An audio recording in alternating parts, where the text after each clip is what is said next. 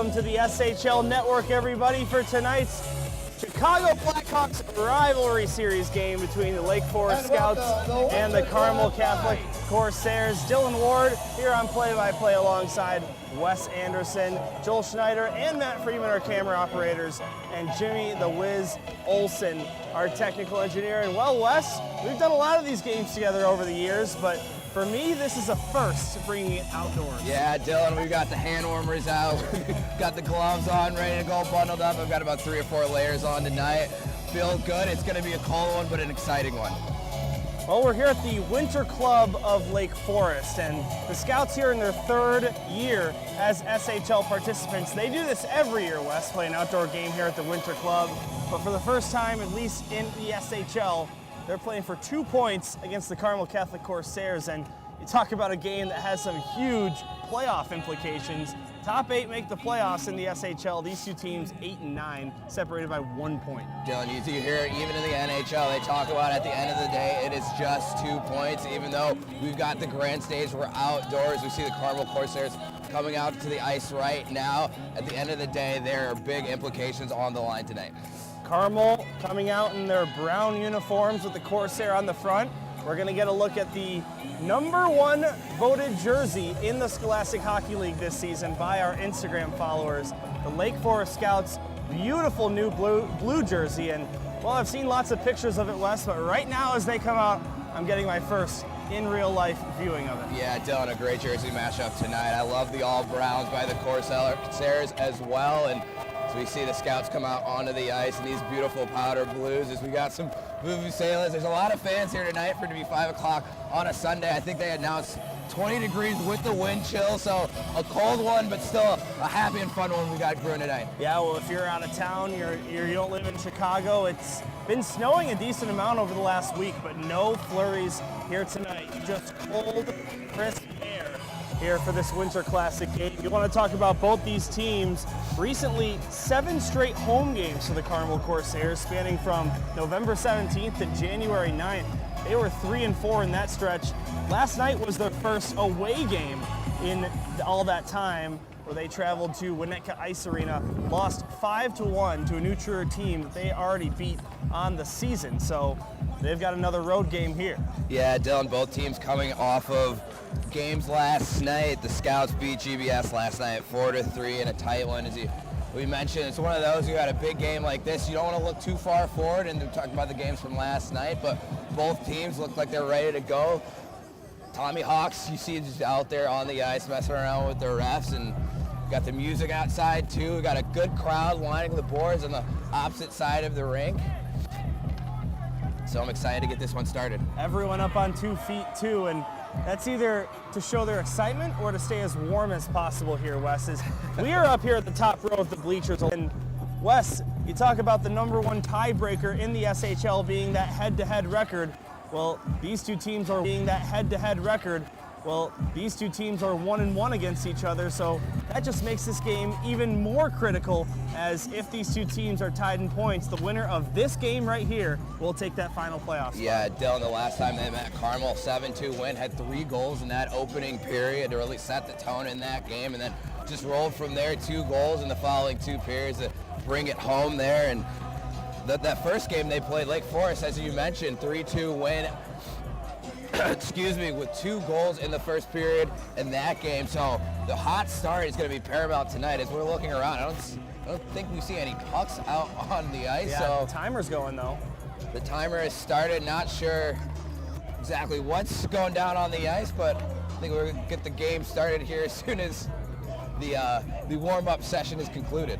Well, Wes, whether it's an indoor game or an outdoor game, if Lake Forest is the home team, you know you got to be bundled up, as they play at Alumni Memorial Fieldhouse, not the warmest facility over there. Yeah, so maybe it's not too different for them, right? It's one of those where the air temperature right now that we're feeling might only be 20 degrees colder than Alumni Fieldhouse. So you talk about Jimmy the Wiz Olsen, that's one of the arenas that he always mentions. That's one of the coldest, as the viewers can't see it, but we've got the hand warmers out, I got the gloves on, ready to go. Finally have some pucks out on the ice, but Yeah, at the end of the day, just 2 points, even though I love to see the eye black on some of the players. One of the differences when you come outside, it's the glare off of the lights, comes out at more of an angle than when you're normally indoors. So that's why you'll see the players have the eye black on, almost like they're playing baseball outside on the field. All right, warm-ups have officially started, a fresh 5 minutes on the clock. We've also got John Hansen on hand. He'll be handling your sideline interviews here today. Again, Dylan Ward and Wes Anderson here on the call for you. Wes, you talked about Lake Forest playing last night. It was their 4th consecutive road game where they were 1-3 in that stretch, but that overtime win over Glenbrook South, Grady Strothman with the OT winner. He actually had 2 goals in the game, and Lake Forest actually takes the season series over Illinois juggernaut Glenbrook South. Yeah, Dylan, 4 goals in that game. As you mentioned, the Scouts are looking to roll over that offense here tonight. Hopefully, as we mentioned just a moment ago, looking to get on the board early. They're so hot, so hard to beat too when they score first. Also, 7-2-1 at home. On the flip side, 1-11-2 on the road. So a team that loves to play in front of their home crowd. That's something that me and Luke Jordan talk about a lot on our podcast. Something about the Lake Forest Scouts playing at home. And while this isn't their home rink, they are certainly the home team. This is the Winter Club of Lake Forest. Not too far from Alumni Memorial Fieldhouse. It was a very familiar drive on my way here. Yeah, Dylan, I think the last time I was here, I might have been 9 or 10, right? Outdoors, just it's such a different element when you play outdoors in terms of hockey. It has that pond hockey feel to it, almost like you're out on a lake just with your friends. But as this as this warm-up period starts to conclude, you'll see the players start to lock in. They just start to treat it as a normal game. Like we said, at the end of the day, it's just another 2 points on the line. All right, well, we're going to hear from head coach of the home team in question, Steve Sarauer of the Lake Forest Scouts, as John Hansen is standing by. All right, Coach, huge game. This is exciting stuff out here. Absolutely. I think the boys are a little pumped up. Do they have to harness that at the start of the game, or you just tell them to let it fly, let the emotions go? Yeah, I mean, last time we played these guys, we took a penalty 4 seconds into the game, and then gave up a goal right away. So hopefully we can harness some energies so we're not doing something too stupid off the bat, but we're ready to go. Anything you're doing outside with the game plan, or is it just, hey, stick to what we know? No, these kids have all played here their entire lives. They grew up here skating. They know what it's like playing here. I'm not sure about these guys over here, but they're excited to play here, that's for sure. Excited to see Tommy Hawk, I bet, too. Oh, they love Tommy Hawk. Gotta love it. Coach, good luck. Have fun. All right, thank you. Stay warm. Back to you. Thanks, John. And we've got sort of a makeshift setup up here, so Wes actually doesn't have a headset available since we are using the wireless mic, so I'll just give you a quick rundown. Steve was talking about how last time these two teams played, they took a penalty 4 seconds into the game and a lot of power play goal as a result, so looking for a better start. And in terms of playing here, everyone on this Lake Forest team has played here their entire life. So when it comes to that home ice advantage, it really is there for the Scouts. Yeah, Dylan, it's one of those two. You talk about being outside, what's different than indoors. You talk about the glare. You talk about the depth perception, too. For the goalies, usually there's a wall or some type of stands right behind where the goal is. So something to keep in mind is when these goalies, it's a little bit harder to see the puck when you're outside. So something to keep in mind, a lot of shots on net early in this game. Try and test these goalies early. See, as you mentioned in the last game, see if the team can get on the board first, early in the first period. Well, the Carmel Catholic Corsairs average around 27 shots on goal per game, but Wes, one of the stats that they shine the most is in their shooting percentage, 0.109. That's actually second best goal conversion rate on shots in the SHL. Yeah, something to keep in mind. The cliche in hockey is pucks on net. Expect that to be the case here tonight. Two teams that play each other relatively close. I feel like the last game, a little bit of an exception, right? Those 3 early goals really the difference maker that turned the tide in the Corsairs' favor. You know, that's on the mind of the Scouts here tonight. You talk about being at the Winter Club, a place that they've played at throughout their lives up until high school. They know they want to get a win on home ice here. Talk about those shot averages. Lake Forest, the second worst shots per game in the SHL, 21.08. But Wes, they're above average in their last 5. In those last 5, 26, 14, 22, 27, and 25. Yeah, Dylan, pretty evident, especially in the last 2 games. 3 or more goals in those last 2. You talk about that win last night against GBS, able to put in 4. So you talk about those shot totals creeping up. That's something that's on their mind tonight. Hopefully that they can convert on the clip that you just talked about, and hopefully that at least will win. We're in the thick of it. We've got our notes in our hand. We're trying to keep warm with the hand warmers. You see Tommy Hawk, he had a referee jersey on just a moment ago. So a little bit different, but glad to bring the viewers this exciting game tonight. Also, you've got the goaltenders with the beanies on top of their masks, something that I always loved in the NHL. They stopped doing that for whatever reason, but... Yeah, very Cujo, or not Cujo, Jose Theodore, I think, the goalie for the Montreal Canadiens, is kind of the one that made that famous. They call them the toques up in Canada, right? They tape it to the top of their helmet to keep warm. So you see Gavin Staley with that on tonight, and of course there's net. Something that you don't see every game here in the SHL. You're not really needed when you're playing indoors. So just a cool little feature that Stanley's added to his gear tonight. You know what? The ref took some inspiration. The ref is wearing a Buffalo Bills hat on top of his referee helmet.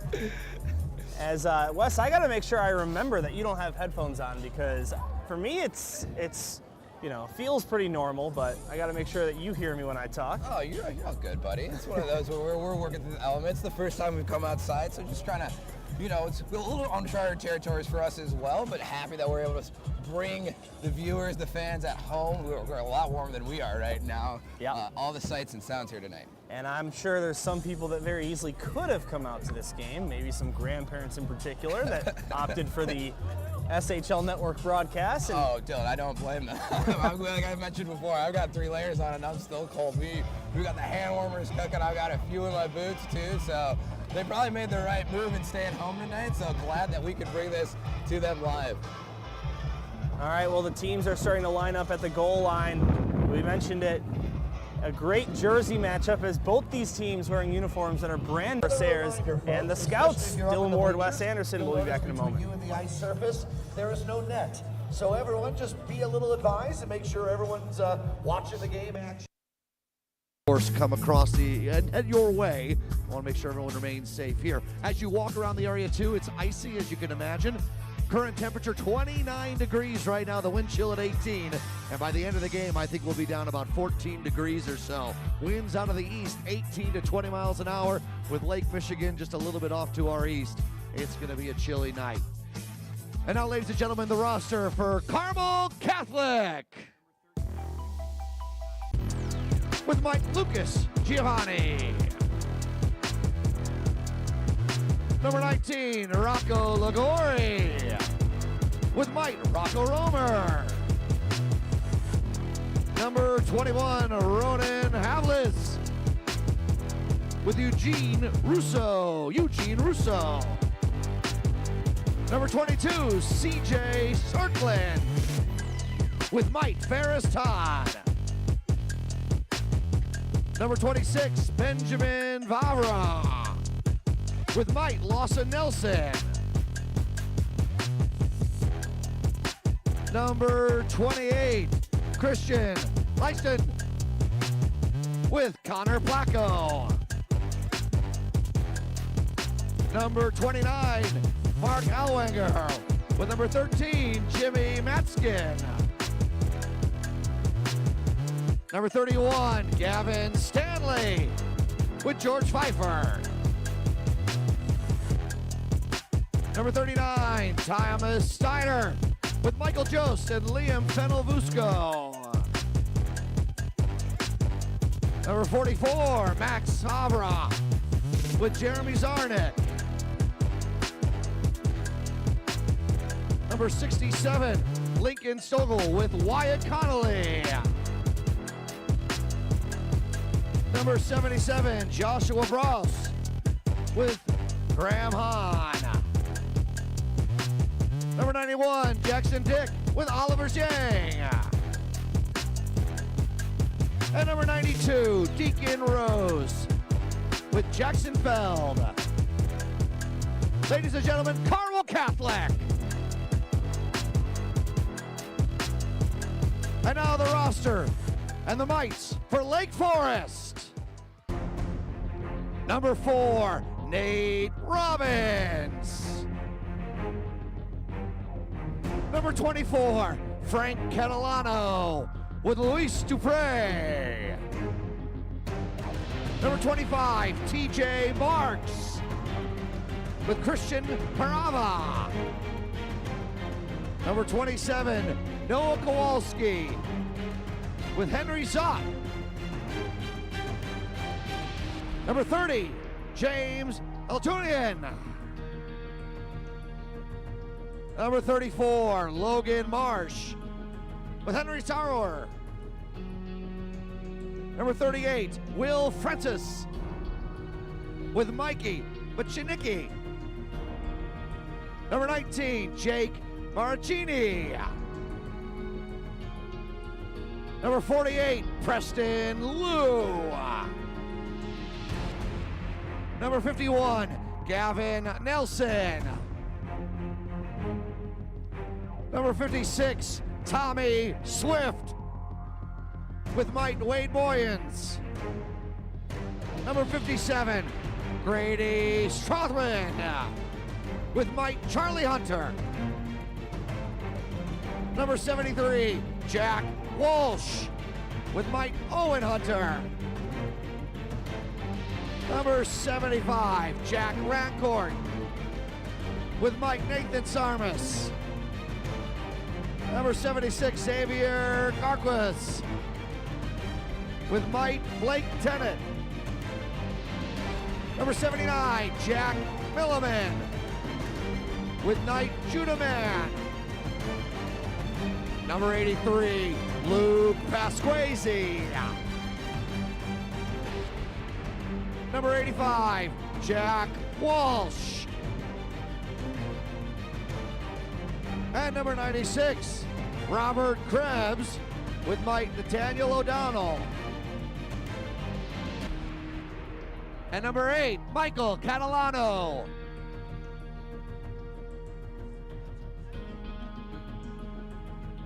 All right, we'd like the two team captains to come to center ice for tonight's ceremonial puck drop.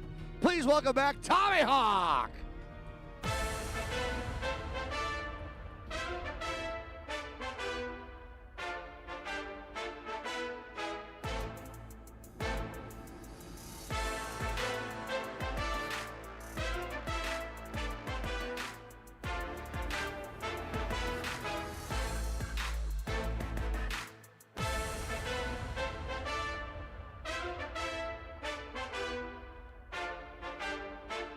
And now, ladies and gentlemen, please rise if you're able. Remove all caps and join us for the playing of the national anthem. Today we'll have Lake Forest University player Marcel Myers on electric guitar.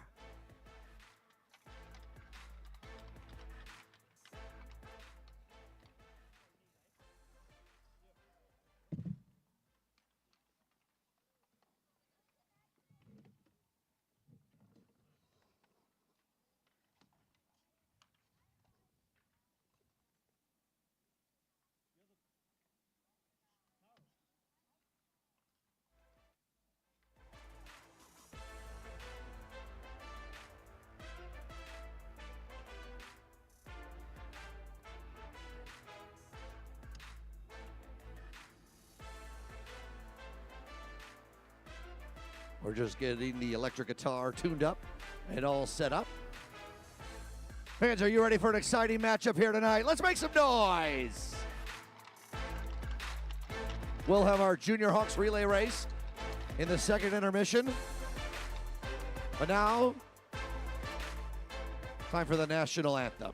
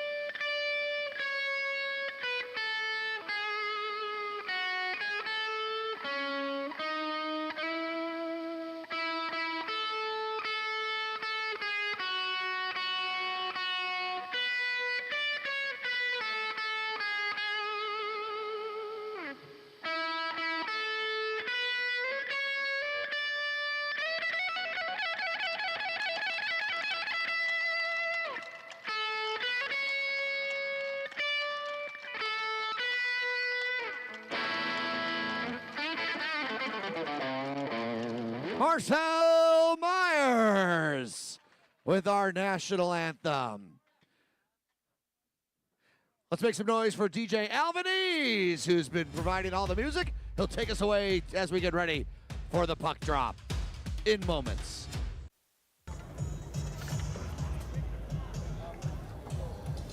Well, how about that national anthem there, Wes? As you and I gave each other a look as soon as he hit the first drum. That was quite impressive and really put me in the mood for a hockey game. Yeah, Dylan, sometimes you hear those on the electric guitar, and they're not always that good. That first note really got, set the tone there. It was a great rendition of the national anthem, really getting everybody excited here. One of those, we're behind the benches. We see across the ice that everybody is nestled under those heaters. There's like 2 or 3 rows deep on the opposite side, so a great crowd here tonight that we've got brewing for tonight's game. Your goaltending matchup today, Gavin Stanley will get the start for PJ Eberhardt and the Corsairs. A record of 1-7-0, goals allowed average 4.92, and a save percentage of .923. On the other side of things, it'll be Logan Marsh for the Lake Forest Scouts, and he actually has not started a game against the Corsairs this season, but he did come in relief, and he made 13 saves on 15 shots. He's got a record of 7-5-2, 275 goals allowed average, .907 save percentage. Yeah, Dylan, great matchup we've got here tonight between the pipes. I love that as the resident goalie expert on the network. I'll be able to cue things up, let the viewers, not the players. The players are down there on the ice. They'll be able to see it live for themselves. I'll let the viewers know when there's a save that could potentially be a game-changing moment. Yep. So stay cued in for that as we're going to get things started in just a second as Gavin Stanley goes to take the net for the Corsairs. All right, the Mites leave the ice. Lake Forest, as we mentioned in blue, they'll go from right to left here in this first period. Carmel Catholic from left to right. First outdoor SHL game since Glenbrook South and Loyola Gold took things outside back in 2018. But the first official Winter Classic branded by the Chicago Blackhawks and the Rivalry I series. love that. You have the Winter Classic a couple weeks ago at Wrigley Field where the Chicago Blackhawks took on the St. Louis. Now, the high school rendition we've got brewing is we're going to get a puck drop in just a second. Massive crowd watches on, and Capulong gets ready for the face-off at center ice against Xavier Garrix. Lake Forest takes it. We are underway from Winter Club of Lake Forest here in the 2025 SHL Winter Classic. A big one. We'll see who takes it and draws first blood. Lake Forest in the attacking zone, battling along the boards. Swift now back up to Rancourt. Puck pops loose, and it's taken by Deacon Rose. Rose, number 92, along with the Vavra brothers, all-stars for the Corsairs in the SHL All-Star game. This is delayed offsides. They'll eventually blow the whistle, but Deacon Rose has been part of this Corsair team since his freshman year, now a senior. One name I remember working in this league for so long, Wes. Yeah, Dylan, tied for 10th in points here in the SHL, 19th on the season so far. Something I love. We're 31 seconds in. The pace feels like we're at Twin Rinks. It feels like we're right back indoors. So as soon as the puck drops, it is all business for the players down on the ice. No kidding. And that's the thing about this Winter Classic is it's very, a lot of fanfare pregame, but once you drop the puck, you just go back to what you know. As this shot is saved by Stanley. Nice one off Grady Strothman, who just scored 2 last night. Yeah, great speed there through the neutral zone as well. One of those, a big game like this, you've got all that intensity, all the nerves building up. You just want to find your way into the game. The coaches always say, make a shot, make a pass, make a hit. You see Strothman there with a great opportunity there for the Scouts early on. Carmel Catholic 3-0 lead after the first period last time these two teams played, but across their last 6 games outscored 7-10 in the first period. As for the Scouts, they have scored in 6 consecutive periods, so they look to get things going here early in this first one. 17 minutes on the clock, of course. We've got a penalty as the Carmel Corsairs hit along the far end boards. The Scouts fans don't appreciate the call, but we're going to have an early power play, and that's exactly what Steve Serauer did not want to happen in his pregame interview. Yeah, Dylan, and you see Rocco Ligori, who had 2 goals in the last game, come right out, number 19 in Brown. We're going to get a great look here early on. This first power play unit for the Corsairs a big moment less than 2 minutes into this game for them to kind of stymie this home crowd here, bring some momentum back on their favor. It seemed for the first, 20, 30 seconds there, the Scouts came out flying.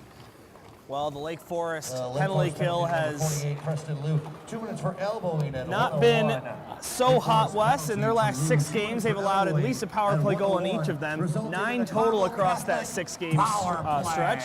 However, in Carmel's last 5 games, their power play 2 for 18. So we'll see which of those streaks snaps as Carmel works it around, goes to the far side, picked up by the Scouts and cleared out all the way down. Yeah, Dylan, you mentioned the power play stats there for the Corsairs. 2 for 18 is crazy to think about when they're still only 3rd in the league in power play percentage. 15 for 80. It's just clicking. Great saves here. It's cliche we always talk about your goaltender. Great saves here. It's cliche we always talk about your goaltender has to be your best penalty killer. Make 2 early saves there. One of them looked like he didn't know where the rebound was, just was slowing back to that near post. And then on that last opportunity from Vavra, out on top of his crease, making himself look big, catches it with the blocker and allows no rebound. Face off at the right wing circle, won by the Corsairs.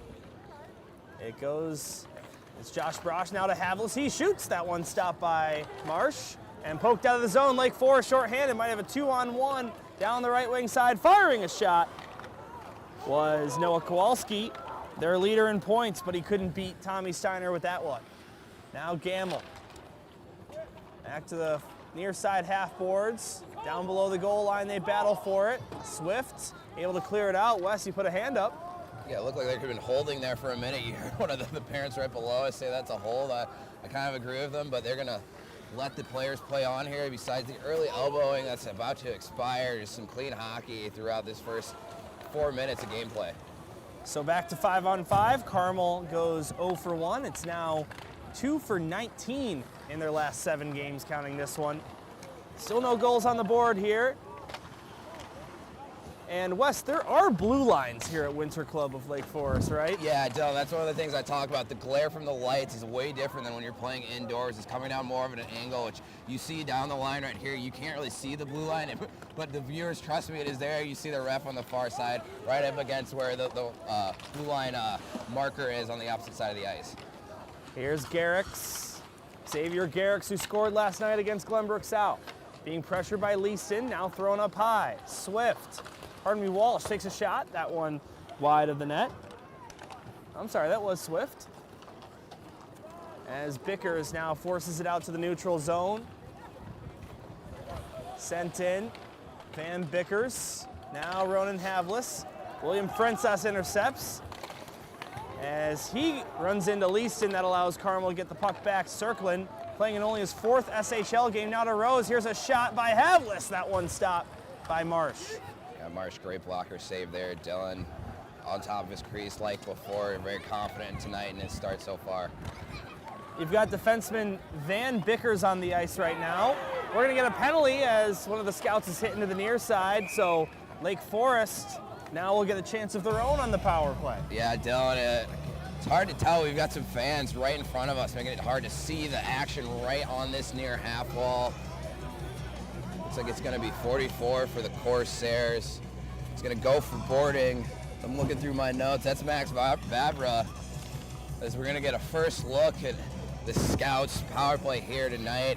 Big opportunity here to take the lead with less than 5 minutes into this game. You talk about the Corsairs. Had a great opportunity early, had some great shots to the point. Now the Scouts turn to see if they can try and solve Gavin Stanley here early.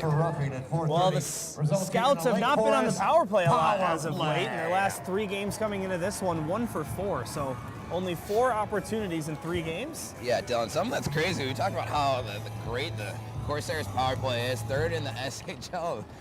The Scouts is only about 1.5 points lower in their 7th, so it just shows you how tight this SHL can be at times.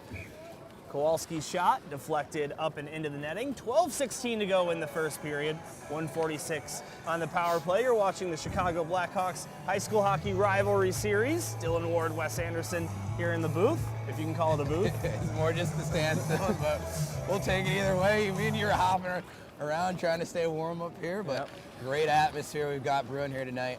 If you heard us pre-game, we're talking about how our technical engineer, Jimmy the Wiz Olsen, nice and warm inside the hut. as this one gets cleared out by Carmel. And Wes, to finish my thought that the ref interrupted me with that penalty call, Van Bickers, number 2 on Carmel Catholic, actually played for the Stevenson Patriots last season. His family moved, and he now goes to Carmel Catholic High School. So really the closest thing to free agency you'll see in SHL. Dylan, great tidbit there. We don't call you the insider of the SHL for nothing. Always have those great little insights. Now right in front, Kowalski at the doorstep. Could not beat Gavin Stanley. 11:35 to go here in the first. Yeah, Catalano just throwing that on net. One of those things you can see already. You talk about not being able to see the blue line down the sight line right here. As the snow buildup is going to be a little bit more than usual if we were inside, just because we're outside. A little bit less of an artificial ice surface. That snow's going to build up a little bit more. You can already see it in the crease, and of course there's crease behind Gavin Stanley. He's going to be fighting through the snow quite a bit as we continue on before that first ice cut. And this really has the feel of a winter classic, not just because it's outdoors, but with the production value that comes with this game. Like I said, Chicago Blackhawks Rivalry Series, got PA, DJ. You've even got the rink right behind us, which you can probably see on your screen. As this shot stopped by Stanley, rebounds cleared out by Carmel. Almost has that, you know how they always have that rink set up behind the NHL rink at those winter classics. So and it's usually the Mites or the Squirts playing back there too. So I think the two teams that we saw accompany these players out here might be taking on that game of their own back there while this is going on. Here's Nate Robbins, has space, shoots, save made by Stanley as he deflects this one up high. And how about Gavin Stanley? Maybe the usual backup according to the games played, but holding his ground here. Yeah, Strothman with 2 early opportunities we've seen and to start this first period. Some great looks in the slot. We talked about Marsh in the Lake Forest net. Gavin Stanley on top of his crease as well. Great blocker save there to keep this 0-0. Carmel with the puck, far side corner, clears it out. Right on net, counted as a shot on goal, and that should just about finish the Lake Forest power play. So Carmel 0 for 1, and Lake Forest mirrors that as we are back to 5-on-5. I would say if either team had the better look on the power play, certainly Lake Forest. But still 0-0 here with 10:20 to go in the first period at Winter Club. Here's Brosh shooting, top of the left circle, deflects high but not out. Now on the rebound, Havlis takes a shot, gets another one, save made by Marsh. Third look wouldn't go either. Now near side, this one's thrown towards the net, but taken back by Lake Forest. They clear it, just stays in the rink, and it'll go all the way down. No icing, slowed down just enough. Yeah, 2 big shots there by Ronan Havlis from the Corsairs. Forced and Marsh to make 2 big saves. Looks like the Scouts are going to go back on in the power play. I think it's roughing might be the call here. Trying to see, couldn't see what player that got called for roughing. That's the only hard part about these brown jerseys, that yellow backdrop on the sleeves. Looks like Christian Leaston. Thank you, partner. Christian Leaston's going to sit for 2. Scouts 2 early power plays here. See if they can convert on the second one. The Carmel Catholic penalty to number 28, Christian Puck taken by Catalano as the Scouts set up. Passed over to the near side, Nelson. Nelson backhander back up high. Resulting in a knocks into a maze of bodies. And the Corsairs will clear this down. Shorthanded, pressuring Deacon Rose. Now up to Capulong. Fires a shot. That one blocked by Catalano. Tries another look from a tough angle. That one wouldn't go. Carmel with 2 shorthanded goals this season. I'm sorry, no shorthanded goals this season. It's the Lake Forest Scouts that have 2, so they're one of 3 teams without a shorty. Kind of surprising, Wes. The other 2 teams, Glenbrook North and St. Viator, right at the top of the standings without a shorty. Here's a shot, that one wouldn't go. Goes to the far side, Nelson battling along the boards with Rose. Comes away with the puck, goes behind the net with it. Pass out in front, cleared out of there by Carmel. A hit right in front of the goal. Nothing to show for it in terms of the referee. Now behind the net. They try and clear this one out, but it drills the ref. That allows Kowalski to take a shot, and that one stopped by Stanley. Rebounds cleared out by Carmel. And luckily for the referee, it looked like he caught that one in the right thigh. He's not going to need any ice just because how cold it is. That thing is going to freeze right up as some extracurriculars after the whistle here. So one time ice might make something like that worse. Yeah, honestly. And you talk about Carmel without a shorthanded goal. The other team you mentioned, GBN, they've only given up one shorthanded goal, or one power play goal this season. I think they're looking at 44, 45. Yep.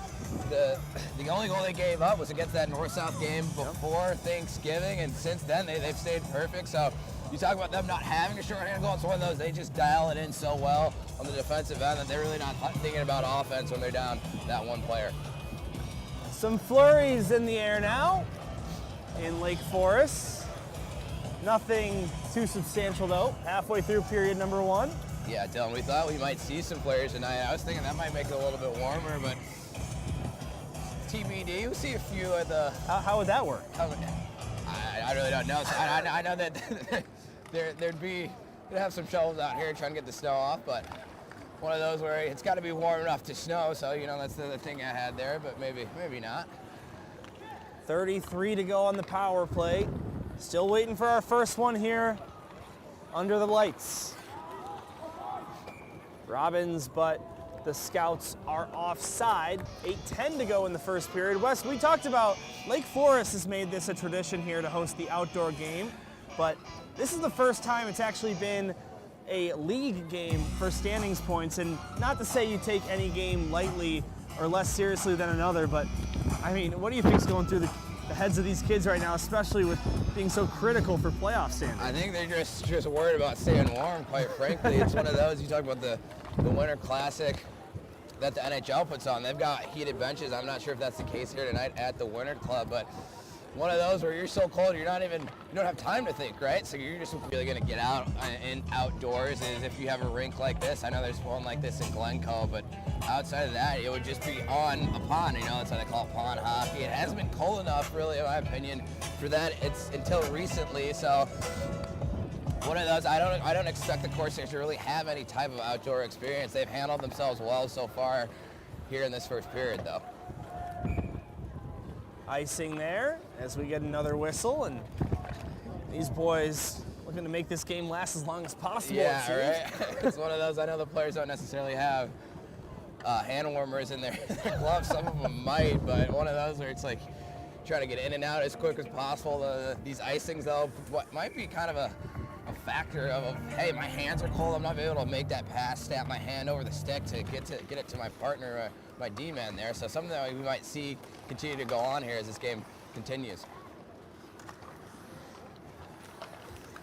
Here's Maricini. Got it down to the near side. Catalano, now Swift tried to backhand it, wouldn't go. And we get another whistle, this time the net's off. Yeah, looked like Gavin Stanley was trying to push off there and just move the net a little too much. So we're gonna do a whistle down here. It's a Corsairs change. Puck's coming outside of the zone, even though Stanley took the net off. I would think that would stay inside the zone, just given that it was the Corsairs goalie who was the main reason that the net count came off. But either way, we're gonna play on. Got the Carmel Catholic fan sign behind us flapping in the wind. Behind us too, some kids sledding down a little mini hill. Great vibes here all around. For the SHL Winter Classic, hopefully this becomes a yearly tradition. Big hit there by Robbins after the whistle. And a couple players getting in each other's face. Yeah, Dylan, you talk about the wind, right? As that whistle went, you get the wind, you're like, picked up, blew some snow off of the ice surface. Not sure why the whistle went at. I would assume it was an offside. Now, Wes, you know, A little confusion there. Sorry, yeah. I don't know if you've ever played outside, have you? Yeah, I played out. Like I said before, I played here at the Winter Club when I was about yeah. 9 or 10, but that was quite a while ago, so I don't particularly remember it completely. It's one of those you're so out of your element, right? Especially with how cold it is outside, that you really just kind of focus on the hockey, and that's just keeping your mind preoccupied. And instead of thinking about your hands or feet, that might be cold. Well, the follow-up I was going to lead into there was, do you think the wind is actually going to have any effect on the game? Yeah, Dylan. So sometimes if the wind is blowing down rink, so north to south or south to north, Dick with a shot, that one stopped. There's rules in the NHL where they'll actually have to switch sides. That happened in the first Winter Classic between that's right. Chicago and Detroit. Broadcast. They're having a little trouble making sure that they can see the ice from the camera vantage points with everyone in the line standing. Stand up in big moments. There's some rules in it. I don't know if that's the case here tonight. I wouldn't think so. It feels like the wind's blowing due east, so they really wouldn't have the advantage for anyone, right? You know what I mean? So I don't really think it's going to affect the players down. Excuse me, the players down on the ice, but something to keep in mind, a good thing to point out on your end. As we hear John Hansen over the mic telling, I guess Jimmy found his way to get that message across to have the fans not standing, and well, that actually makes our view a lot better. And maybe you heard Joel Schneider right next to us. Thank you. Yeah. Thank you. Joel's sitting there, right? He's all bundled up, nice and cozy, and makes our life, like you mentioned, a lot easier. Able to see the ice surface a little bit better, especially right in front of us. So Joel is an absolute beauty coming out here, braving the elements like this at age 70. So big shout out to Joel. Matt's 24 years old. So. Yeah, Matt's on the other side of the bleachers too. I know he's staying warm, and just remarkable that we're able to bring this production outside to showcase these wonderful athletes. Still 0-0, 6:10 to go here in the first period. Deacon Rose through neutral ice. Nice sauce backhand pass to Vavra, but over the line offside. And you know, Wes, we've seen a lot of offsides here already. Do you think that the faded blue line might have something to do with that? Yeah, I think the players are having trouble seeing where the zone starts. So one of those is you take your medicine, make an adjustment. You can even see Coach the Corsairs, PJ Everhart, make a comment about it to a fan right behind him. One of those where you might just be a dump and chase kind of night. Get that puck below the goal line and then just get in after on a hard forecheck and retrieve the puck and try and set up your offense from there. Yeah, Wes, it's not a lot of rinks where you can turn behind you and look at the fans. Usually the benches are on the far side, but here at the Winter Club, they're on the near side. But really, bleachers here on this near side, but there are fans on all sides along the glass. Really, just about anywhere you could be positioned to watch the game, people are. Yeah, Dylan, it's just remarkable that people brave the cold, as you heard. Touch pass to Rosie, gets a shot off, that one stopped. Then he gets drilled afterwards. Clean hit, according to the ref. Another big hit there on the far side. As you heard John say, it's, 19 degrees with the wind chill, so just remarkable that there's this amount of people here wanting to come out and watch hockey on a Sunday night. I know there's some good football on as well, but it's just great to see the size of this crowd we got brewing for tonight's matchup. Well, it's football weather, that's for sure. Yeah, I mean, you could say it's hockey. It's more hockey weather than football weather, right? You talk about playing pond hockey. You got to wait for that water to freeze and somewhere around that temperature where, you might not need a refrigeration system below the ice tonight for the ice to stay nice and cold. So 5:05 to go in the first. 0-0 between these two rivals. Lake Forest here in their third year playing in the SHL after coming over in the 2023 season. They swept the Corsairs last year, but overall, Lake Forest leads the series 5-3. What a shot there, but a nice save into the glove of Gavin Stanley. How about that release from the high slot off the stick of Frank Catalano? Yeah, it looks like he was waiting for some traffic to develop in front of the net, something that I feel like really has been the memo for both teams here early is trying to get point shots through, but both goalies have been strong in their net on top of the crease, and traffic has been minimal, but still a little bit in the eyes of both netminders. So see if that's a theme that we continue to see it here tonight as this game continues. Face-off won by the Corsairs. It goes back behind the net. Former Stevenson Patriot Van Bickers gets it out to neutral ice. Now picked up by Lincoln Stokel. Stokel goes across. Here's a shot. That one off the end boards. Lincoln Stokel, number 67 in brown out there, scored Carmel's lone goal against Nutria Green last night. He's got points in 6 of his last 7 games, so looking to stay hot here out in the cold. Yeah, something that the Lake Forest coaching staff definitely keyed in on pregame, making sure you know where he is at all times on the ice.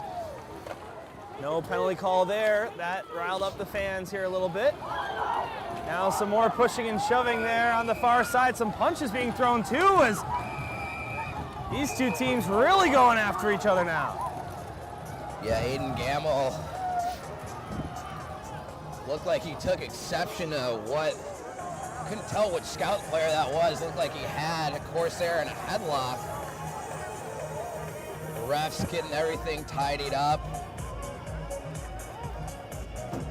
And we'll see a Scouts player go to the box.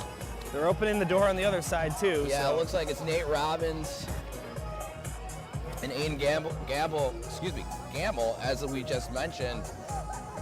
Probably gonna have offsetting minors there. Expect this to stay 5-on-5, but good on the refs there to clean things up.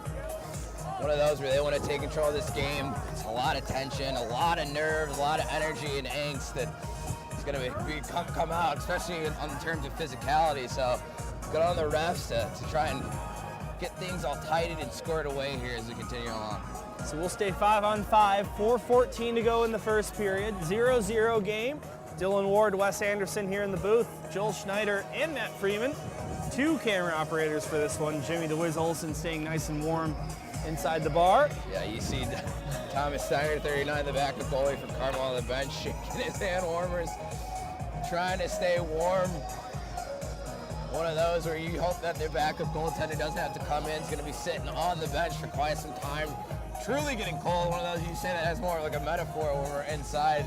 It doesn't really get too cold inside the indoor rinks. Out here tonight, it actually is. So, well, Wes, I wouldn't be surprised if either coach maybe made a goalie substitution halfway through the second period. Yeah, Dylan, I was thinking about that. Maybe get both goalies on the ice to truly experience what it feels like to play outside. But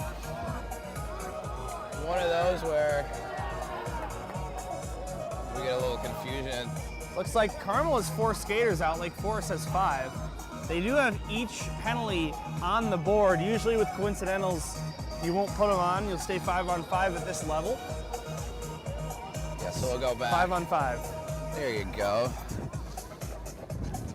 CJ circling 2 with the tan gloves, a throwback, a homage to some old school hockey back when the gloves were truly leather, right? So a cool little Lake Forest penalty tidbit that he has there as you see 22 around.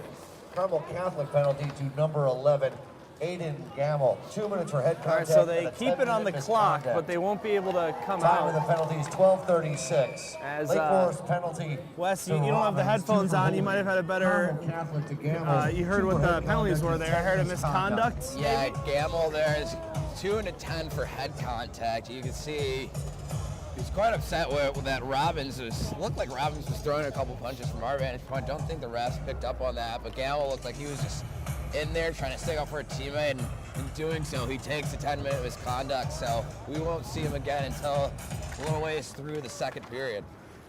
Face-off taken by the Corsairs. They get it out to neutral ice.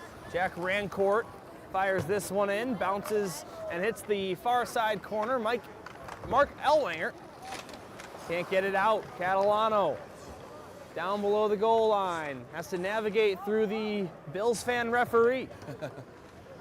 Now another board battle near side, Noah Kowalski. Centered right in front, backhand shot. Another one, save made by Stanley there. Yeah, Stanley holding his ground. We talk about the few times we've seen the refs had to blow the whistle down because he's been moving the net, but he's hugging that near right post pretty tight. You see he even gives little nuts to the right post as he uses it almost to steer himself against that post. And a couple opportunities in front, but he stood tall on all 3 of them, keeping this Corsairs team in the game, even in a 0-0 hockey game as well. Lake Forest wins the draw. Here's Strothman floating one towards the slot, gloved out of there by Carmel. Here comes Capulong. We'll hear from him at the end of the first period. Got it over to his teammate Rose, who dumps it in. Now Max Vavra, near side half boards. Lake Forest rushes out with it. This one ahead to Altonen. He dumps it in. James Altonen the third, by the way, and Les, feels like we've got a lot of the thirds here in the SHL. Yeah, Pepe LeBoy the third from Viator as well. Some great hockey names. Michael Holub. Michael Holub too. Three. Yeah, there you go. Now right in the slot, this shot deflects high, up and out of play. 2:49 to go in the first.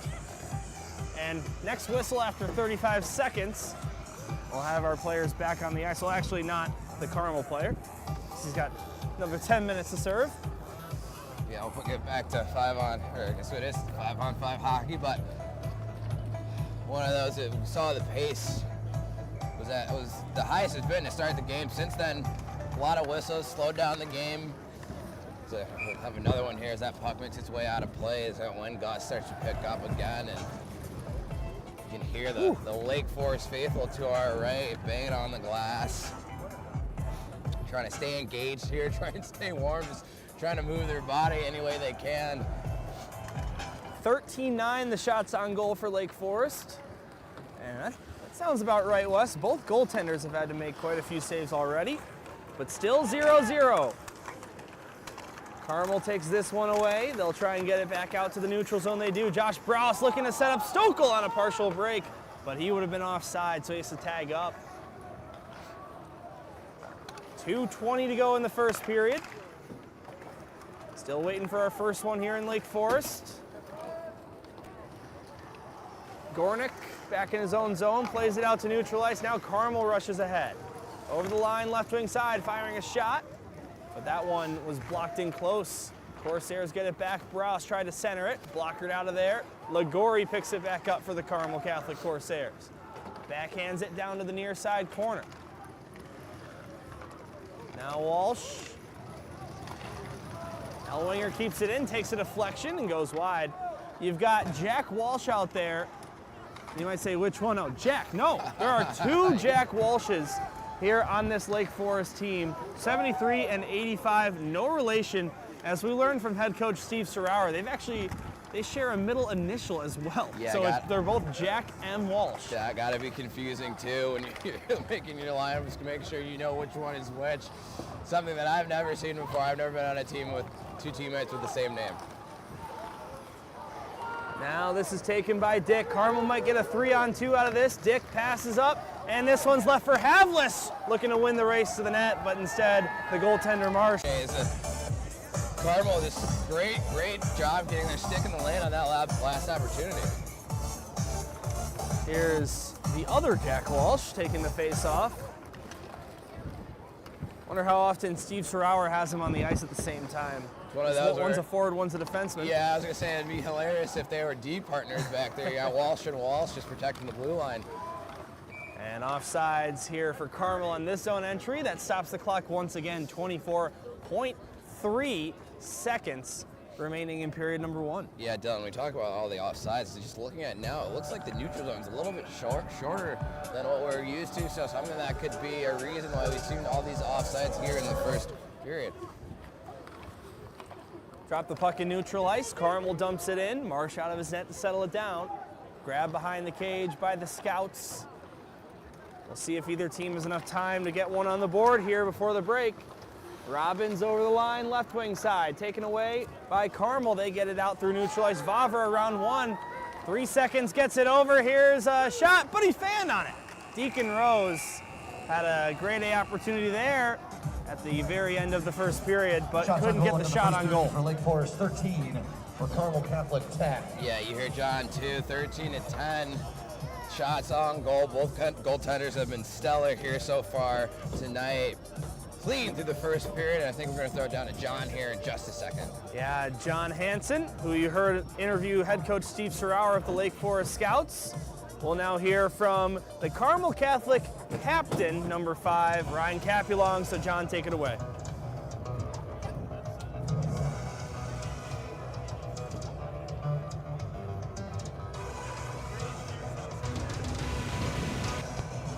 Sorry, I just got to turn on my microphone. I'm a little new here from public address. A tad bit there, Dylan. So, yeah, like you just mentioned, that's the reason for all the offsides. The players, the timing when the neutral zone is a little bit smaller. Something that the viewers should know. Not every rink is a regulation 200 by 100, right? Some are bigger, some are smaller. The Olympic-sized rinks are 10 feet wider on the size of an NHL regulation. There is really no true regulation on what size a rink should be. So that's why you see the neutral zone is a little bit shorter. The timing of the players as they're moving the puck through the neutral zone might be off just a tad bit, so they're jumping the blue line a little bit quicker. They get it down to the centimeter in the NHL, but Hell yeah, they've got to. I mean, even the outdoor rinks that we see, like we saw at Wrigley a week or so ago. That's a true regulation NHL size. They take that very serious. They have a whole department dedicated to that. You know, you've seen Winter Classics and outdoor games everywhere around the country, including Dodger Stadium a few years ago when the Ducks and Kings played outdoors. Yeah, we're going to see 2 NHL outdoor games next season in Florida, one in Miami, one in Tampa. That should be interesting. But the second period is underway, period of the long change. Here for both teams, still 0-0 here at the Winter Club of Lake Forest. By goal differential, Lake Forest, this is their worst period. -6 in the first, -3 in the third, but -12 on the GD here in period number 2. Yeah, just might be a result of that long change. Just getting hemmed in your own zone just can lead to so many goals against. So see if that will be a factor here tonight. And again, we see the Corsairs jump offside. Like we said, it's hard to tell if the jersey numbers on the Corsairs looked like it was... At least on the sleeves. Yeah, on the sleeves, 77. It's like we were doing a Stevenson game. Yeah, Joshua Ross was like a foot or two across the blue line. I think in his head, I think that's where he normally sits when he's trying to intercept the pass on the far side. So if I'm the coaches, and when they go into intermission here for that ice cut, I was just to remind the players, like, hey, the neutral zone is a little bit smaller. Just have a little bit more awareness where you are on the ice. So when you try and move that puck up through the middle of the ice, we're not jumping off sides like they have been so far. First time these two teams played, Lake Forest had a 2-0 lead after one. The second time, Carmel had a 3-0 lead after the first period. We're still waiting for our first one here outdoors in the SHL Winter Classic. Chicago Blackhawks Rivalry Series, so happy to have you here. Penalty called by the trailing ref. Tripping, gonna go against Carmel. And Lake Forest has their third power play imminent. Yeah, excuse me, let me catch my breath here. Grady Strothman, some great speed through the neutral zone there. Made a great move between 2 Corsairs trying to break free, and doing so, he draws a penalty, draws a tripping. We're going to see the Scouts with their third opportunity here tonight. Hopefully, as you mentioned, someone can break the ice here in this second frame. The Scouts looking to do it here with the man advantage. Here's a shot right off the draw by Walsh. That one turned away. Grady Strothman, who we mentioned scored the OT winner last night, scores the first one tonight. A power play goal for the Scouts, 1-0 here in the second period. Yeah, Dylan, great face-off win there by the Scouts too. And Strothman, he's been a pest all night. We saw him in the first period with 2 great shots here in the slot right in front of us down to our left, forcing Gavin Stanley to make some big saves. So I thought that PJ Everhart would kind of key in on him, let his players know, like, hey, this guy's got a lot of opportunities here in that first frame, but you see there, just find some open space on that far side. He's a left-handed shot and able to beat Gavin Stanley and give the Scouts their first lead of the game. 8th SHL goal of the season, 3rd power play goal for Grady Strothman. As we mentioned, 2 goals last night and 1 here today, so he's got 3 in his last 4 periods and some change. Yeah, Dylan, the Corsairs, they're lucky that tripping there on that far side wasn't called. Lake Forest goal on the power play. Easily scored by number 57. Back on the man advantage once again. Strothman. Here's Altonen, intercepted by Carmel. They'll bring it over the line, this time on sides. Elwang lost the puck. Scored by Strothman. Now the other way, Garrix pokes this one ahead of Bickers, races after the puck. Xavier Garrix takes a shot, save made by Stanley. Nice speed there for number 77 in blue. Yeah, Dylan, great patience. 76. Great patience there by Gavin Stanley to stay up on his feet. He read that perfectly, didn't go down in the butterfly, made himself big, and a great stop on a quick breakaway after the Scouts' first goal. Capulong. And that's offsides. And the Carmel bench doesn't like it, but that's a good call for me. Yeah, Dylan, it's one of those where it's hard to see the blue line particularly, and it's kind of hard to get on the lead ref who's right in front of the play there. It looked like that was a good call, as you mentioned, but one of those is, you talk about the shift after giving up a goal. Great response there by the Corsairs. A lot of speed to the neutral zone. Although it didn't lead to a shot on goal, a lot of pressure that they've been putting on the backhand on the defense of the Scouts to try and push that defense back into their defensive end. Well, Carmel Catholic looking to respond here. They've scored in the second period in 6 of their last 7 games, including last night against New Trier. It was their only goal. Here's a shot. That one wouldn't go as we get a whistle for the net coming off. And, you know, Wes, maybe this might go down as the SHL game with the most stoppages all season long. At the rate we're going. Yeah, right. It's one of those. You can see the refs talking to Gavin Stanley. It's not really his fault. Something I've always wondered is, you know, you've got these goalies who are so strong. They use their post so much to push off and make themselves big coming off that net. You know, you'd think they'd have stronger pegs and posts that keep the net from moving. So you see the ref that has the Buffalo Bills hat on was talking to Gavin Stanley, see if he can just talk to him, see if we can just get him to stop moving the net. I don't really think it's his fault. The goal is just, you know, use that, as I mentioned, to come off their line and make themselves big. Now here's Ligori for the Corsairs over the line, this time on sides. Ligori takes a shot, deflected by the stick. Picked up our side, up to Gornick, slap shot. Looking for the deflection right in front. Josh Brouse lurking, but it will get played out by the Scouts. Will it go far enough? No. As a matter of fact, right on net. So Stanley out of his crease to set it up for his teammates, and the Corsairs will reset. At least try to. Lake Forest making it difficult for them. But Ben Vavra finds the puck. And the SHL All-Star Vavra gets it into the zone. Kept in. Now Havlis gets it down to the right side circle, right in front. Bross right there. Could have had the backdoor tap in. Good passing play by the Corsairs, just could not finish. Now Kowalski to Catalano. Back for Kowalski. Taken back by the Corsairs. Havlis able to get it back out to neutral ice. And this time it goes all the way down. Icing waved off. It seemed. Yeah, Dylan, looked like a Corsair was able to touch that puck before he went to the bench there, so that's why the icing gets waved. The Corsairs here the last 2 minutes, some great pressure. You saw Ligori first, and then Ross just missed the backdoor tap, and the puck just fired through his legs. So the Corsairs starting to find some momentum here on the offensive end. Gornick gives it up. Nate Robbins into the zone. Now Garrix takes a shot. Save made by Stanley, who absorbs it.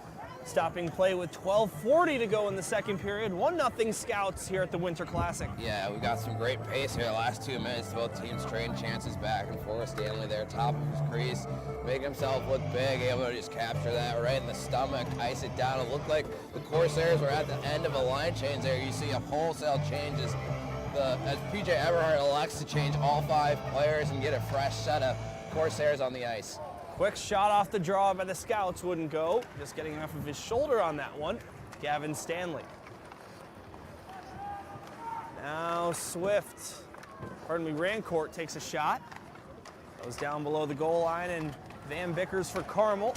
Gets sandwiched, Robbins sends it to the slot. This shot wouldn't go, and on the rebound, Swift nearly had another look, but he could not. Now a big hit right near the Carmel bench, and the Corsairs letting Rancourt hear it after that one. Now throwing Rapai Capulong. Ryan Capulong taken away by the Scouts once again. Xavier Garrix over the blue line. Chases that puck to the right side circle, fires a shot. That wouldn't go.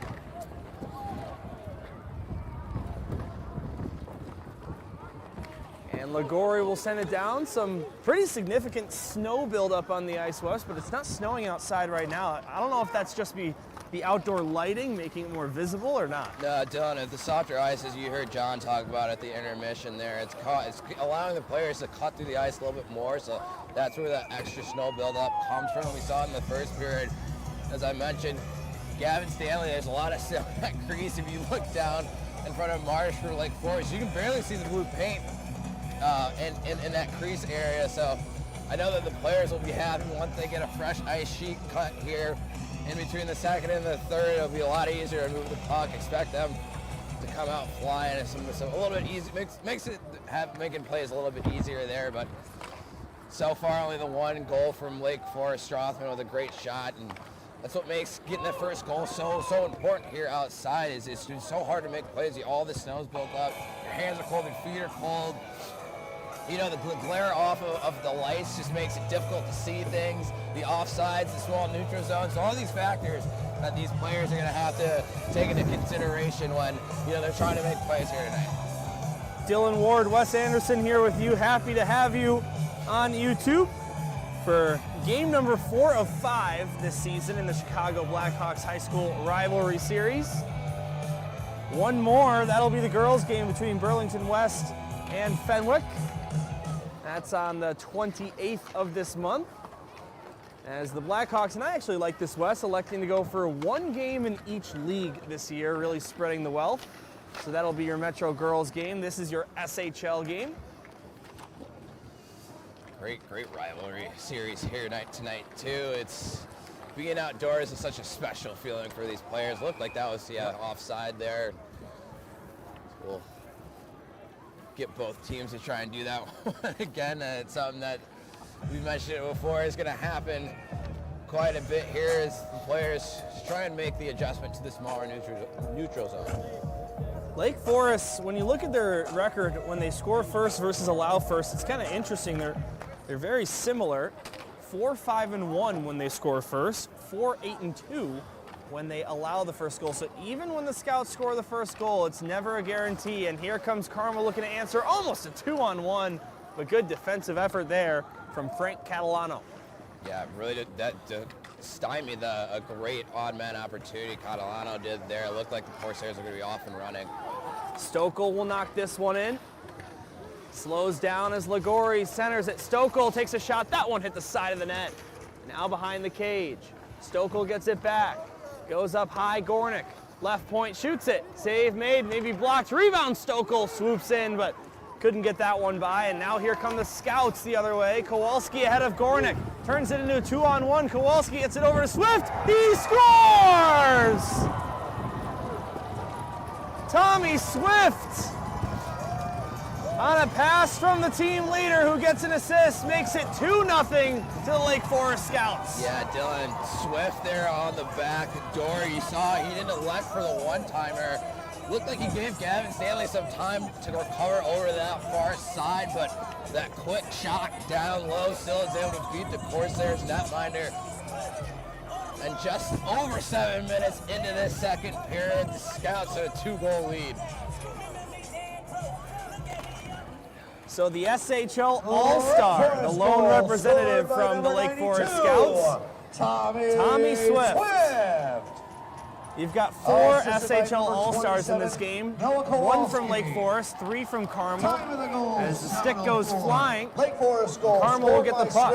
It's way offside. As Maricini takes it away, I thought the ref blew his whistle there, but maybe not. And now more collisions right in front of the net.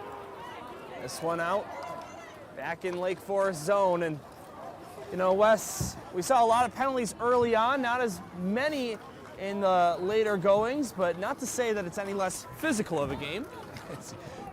Make sure you grab your foot in here, Dylan. Yep. Big gust of wind just came through, but yeah, it's one of those when it gets chippy so early, both coaching staffs try to tend to settle their players down, and you can see there with calling that misconduct on Carmel there in that first period, that the refs were trying to make it honest and like, hey, calm down, gather yourself, compose yourself. We're not going to fight. You can't fight here at the high school level. So the refs trying to get control of this game. I think that's the reason why we've seen fewer penalties here in the second period. And, you know, Wes, we've got an intermission coming up. I might take some notes on what you have going on with the hand warmers right in the shoe. I feel like my pinky toe's about to crack off. Yeah, Dylan, even with the hand warmers in the shoe, my feet are still freezing, so can only imagine how Joel and everybody else on the crew here is feeling tonight. Except for Jimmy, of course. Yeah. I'm sure he's got some hot chocolate next to him, maybe sitting by the fire. Yeah, we'll go in at intermission and see how he's doing, hopefully warm him a bit before we come out here for the third. Carmel knocks this one in. We've got a whistle, maybe a penalty. 8:41 to go in the second. And roughing the call against Lake Forest.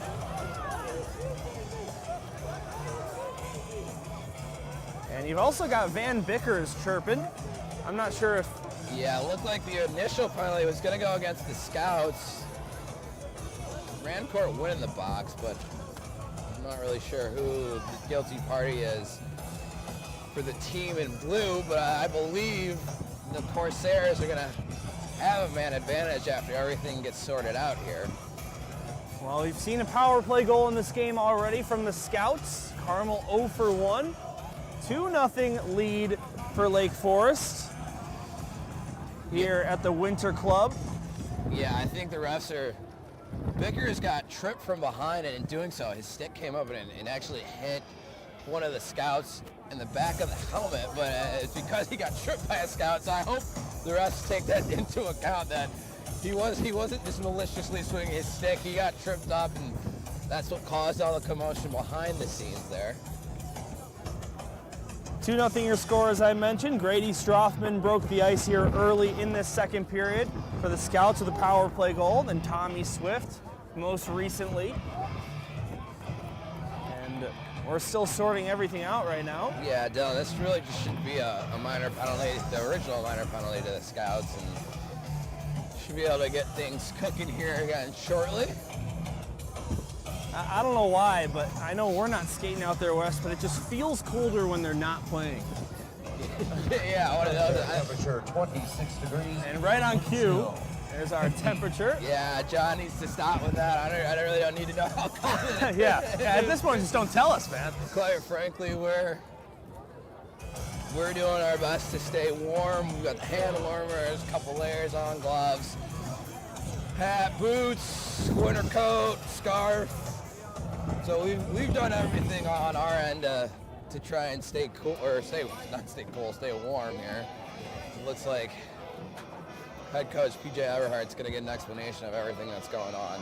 Looks like one of the head refs is talking to Bickers as well. So I don't think he's going to go to the box. Like I mentioned before, refs got it right.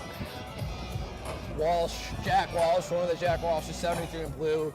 He's going to have the lone minor, and the Corsairs are going to go back on the man advantage. All right, 0 for 1 on the man advantage. 2 out of 19 in their last 19 opportunities. So you could say they're due for a power play, especially with having the third best percentage in the league. Yep. Lagori will take the face-off at the left circle.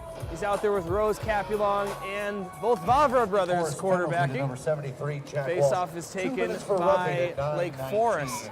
Short-handed, Lake Forest Catalano penalty to dumps Walsh, 2 this for one in. roughing At 9:19. Picked up on the near Resulting in a side Carmel by Catholic Max Vavra. Power play. Max Vavra, the younger brother of the Vavra brothers. He's actually the only sophomore to play in the SHL All-Star game, at least for Team SHL.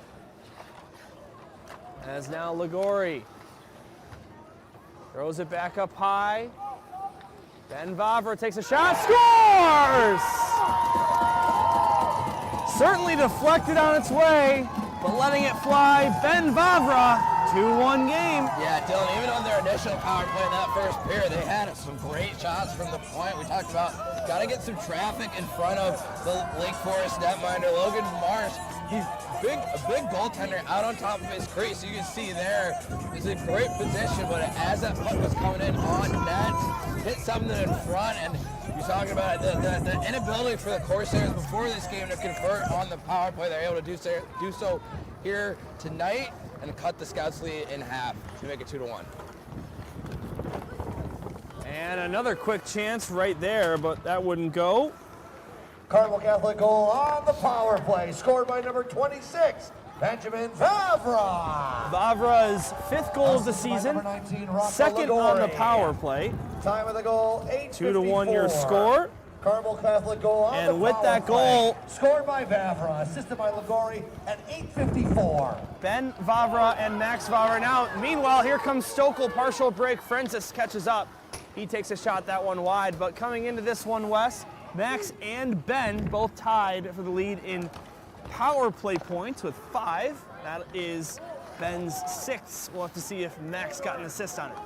Yeah, the Vavra brothers just doing what they can with the man advantage to help out this Corsairs team. You saw it just there. It's a great point shot. And traffic in front, it's hard for a goaltender to see it. see the puck when there's traffic in front, even harder for him to stop it when there's deflection and tight. So if you're PJ Everhart and the coaching staff for the Carmel Corsairs, you're going to go on your whiteboard at intermission. Think about that play that you just saw, more net front presence in front of Logan Marsh might be the key for them getting back in this game in the third. 6:45 to go here in the second period. This one knocked in by Francis. Ben Vavra, who just scored the Carmel goal with it now, gives it up. Catalano, point-blank chance, and another, he scores! Michael Catalano on the second look, buries it. And a bit of a Winter Club leap by the Lake Forest Scouts near some fans. Lake Forest regains their 2-goal lead. Yeah, Ben Vavra was just a bad turnover in front of his netminder, a little too casual going back there, and just a quick strike back for the Scouts less than 2 minutes later after Carmel gets on the board. Just great answer there to regain the momentum here in tonight's game. 6:32 to go here in the second period.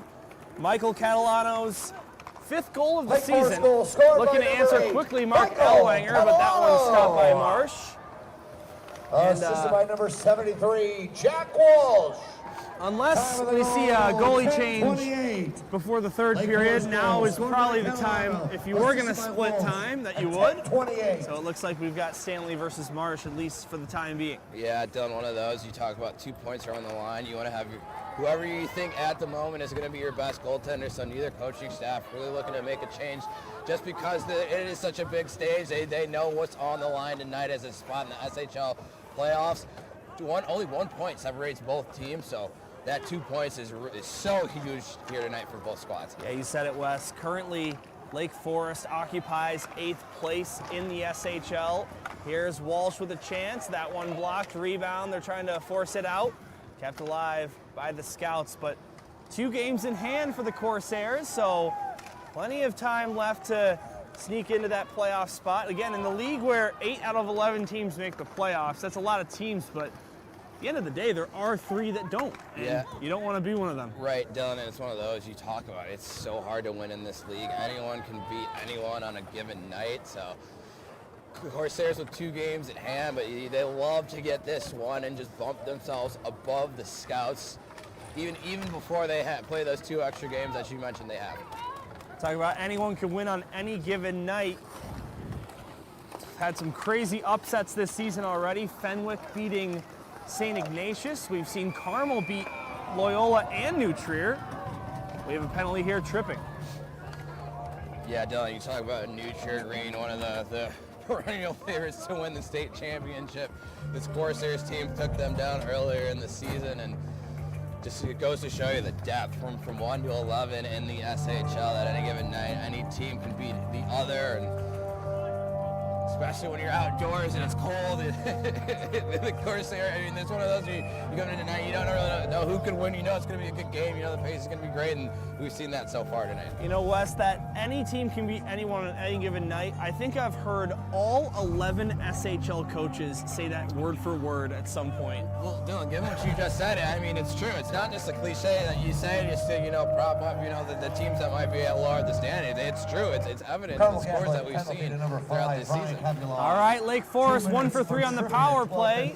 They broke the ice here early in this period on the man advantage, thanks to the goal from Grady Strothman. Resulting in a Lake Forest power play. They fight for it down in that far side corner. 4 minutes and 25 seconds left here before the Zamboni. And Wes, I don't know about you, but I'm excited to catch up with Jimmy the Wiz Olsen inside the hut and warm him up a little bit. Yeah, Dylan, we've got some reserve hand warmers inside the hut that are definitely going to get into use. Going to refresh ourselves for one more period, maybe a shootout, or maybe overtime, maybe a shootout. Well, knowing our luck, we'll get a 20-round shootout. You say we'll see. We still got 4 minutes and change before that happens. A big penalty kill here for the Corsairs to keep themselves in this game. They want to kill off this penalty. And then with about 2 minutes left in the period, hopefully try and get a goal to bring some momentum into intermission. 1:15 left on the power play. As you see the second unit come on the ice.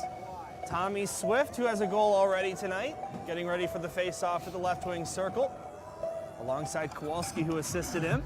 Looks like the refs just threw out a spectator too. One of those are talk about being outdoors. You wonder how many people are going to come out and show up, and you got fans so excited they're getting themselves kicked out. So something that you don't see every day here in the SHL. Board battle down in the far side corner. Another penalty coming. Cross-checking the call, and this time it's going to go against Carmel again. So Lake Forest is going to have an extended two-man advantage here towards the end of the period. Yeah, Max, that's just, Dylan, that's just an undisciplined penalty. I was thinking of Max Vira, who's gotten the penalty, so excuse me. That must be it, right? That's the cold that's getting in the bones here. So I was going to say, because we don't have any Maxes that do play-by-play on SHL Network. Well, besides the great Max Anderson. Oh, the maestro, of course. Yeah, the guy that we call Commish, but now I was thinking of Max Vira. You could see there as that board battle was continuing, he was trying to stay high, and just one extra cross check to the back of the Scouts players really what got the ref to put his hands on you. Usually they'll let you get away with one or two if it's below the waist, but it looked like Max there took a little exception and forced his team to be down 2 men here. Give the Scouts a great 5-on-3 opportunity to extend their lead. Shout out to Max Anderson. He was here earlier helping Jimmy the Wiz set up. He was originally going to call play-by-play tonight, but feeling a little under the weather. So Max, appreciate the opportunity and hope you feel better soon. As Scouts unable to make a clean play there. Swift to the near side. Catalano and out of the zone. And actually, Wes, Max texted me this morning saying, don't worry about it, I'm good to go, I'll take care of it. And then he gave me another call at noon saying, hey, listen, change of plans after that one. Yeah, Dylan he's been out of the weather for quite some time, so one of those, I don't know if 16-degree weather with the wind chill is exactly what the doctor's going to order, so glad that he's back at home resting up, and we'll see him back on the SHL Network very soon. How about this Carmel penalty kill down 5-on-3? Already expiring the first power play. It's now a 5-on-4. Catalano has it up high. Ligori races in to join the play. This one backhanded deep. Swift gets knocked off the puck by Gornick as it's played to the near side. Ligori battling with Kowalski for it. Comes free and poked out by Carmel. They'll rush ahead shorthanded. Deacon Rose picks up the puck. Over the line on sides. Rose looking for a pass. Tried to go to Ligori. That would have been a really nice look and a smart play by Deacon Rose there, but just got intercepted. Yeah, Ligori was going to be all alone in on Marsh if that puck would have gotten through. You talk about Carmel doesn't have a shorthanded goal yet in the SHL. It looked like they might have been well on their way right there if Ligori was able to pick up that puck in the slot. Under 2 minutes to play here in period number 2. As the second penalty just expiring, so Carmel Catholic will come out of it unscathed, and their penalty kill improves to 5 of 6 here in this one, as the flurries start to fall a little more. Strothman behind the net, taken back by Carmel. Stokel here on the near side, plays it off the glass and around, but not out. Now Carmel will get it out. A goal here to end this period for either team would be so valuable in different ways, but Stokel ahead to Elwanger, pulls it ahead. Elwanger crashes the net. Couldn't get that backhander on net. Now we've got another penalty, this time against Lake Forest. Yeah, looks like guilty party is going to go for a hold. I'm not sure who it is quite yet. Looks like it's going to be Jack Walsh, 85 for the Scouts. Thanks for clarifying the jersey number. It's going to be, yeah, they're showing right, so you gotta say. Oh, which one? Oh, Jack M. Walsh. Jack M. Walsh, right? Yeah, so he's going to go sit for 2 on a hold, and a minute of power play time before we clean the ice. You talk about how big of a goal is at the end of the period. The team really take that momentum into intermission there, especially with the extended intermission with the ice cut. have some momentum, sit down in the locker room, think about what you're going to do there in the third period. So let's see if the Corsairs can convert here with less than a minute. All right, 1 for 2 on the power play. Carmel's only goal scored by Ben Vavra came on the man advantage. Here is the man in question, Vavra, dumping it in left wing side. Rings around the boards, picked up by Ligori, now back up high. Ben Vavra. Left point goes to his brother Max. Max Vavra to Ben. Near side. 30 seconds to go in the period. Vavra gets it around one, takes a shot. Good save made by Marsh. Vavra down behind the net for Rose, but that puck bounces over his stick. And the scout's able to clear. We'll see if Carmel has enough time for one more rush. They should here before this period ends. 15 seconds. This one passed up ice. Turning on the Jets, Capulong. He comes over the line on sides, takes a shot. That one missed. 8 seconds on the clock. Ligori feeds it back up high. Vavra gets it low. Ligori with 2 seconds behind the net. Couldn't get a centering pass.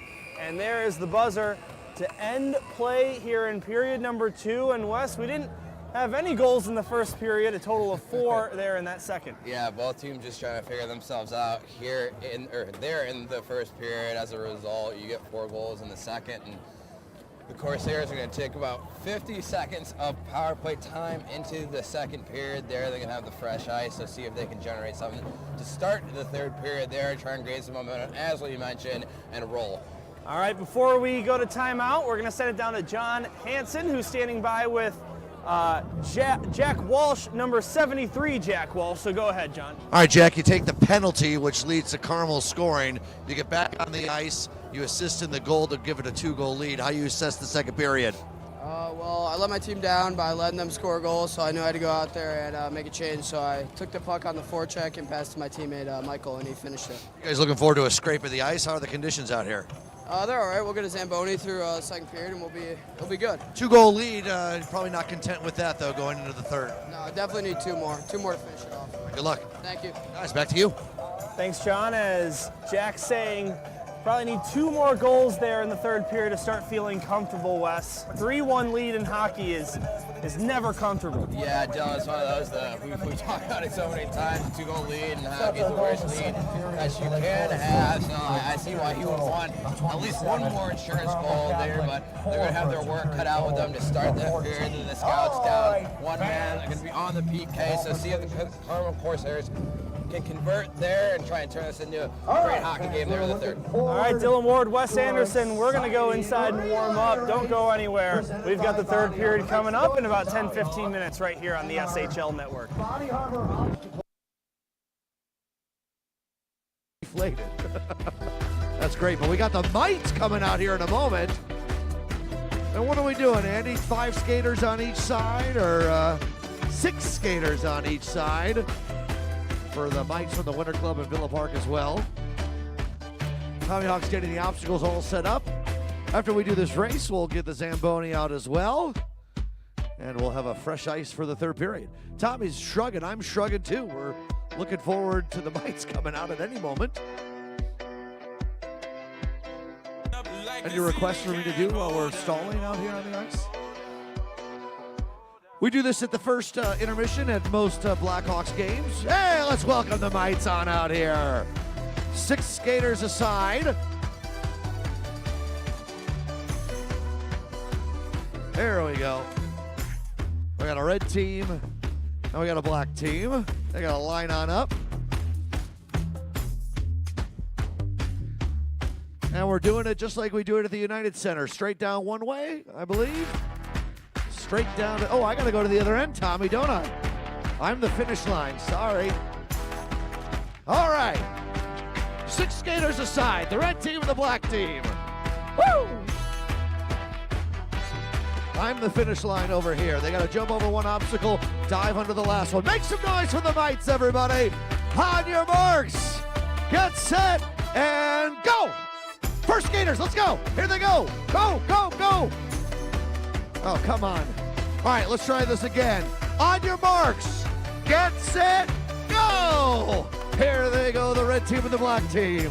Jumping over the first one, around the half-deflated body armor, and down through the dive. They got to get to the finish line in the nose. Second skater, the black team with a slight lead. Red team behind. There they go, left and right around the body armor. They're getting ready to dive underneath it. The dives are clean, and we're on skater number 3. Pretty even, the black team with a slight lead. Red team trying to get a hand on the obstacles.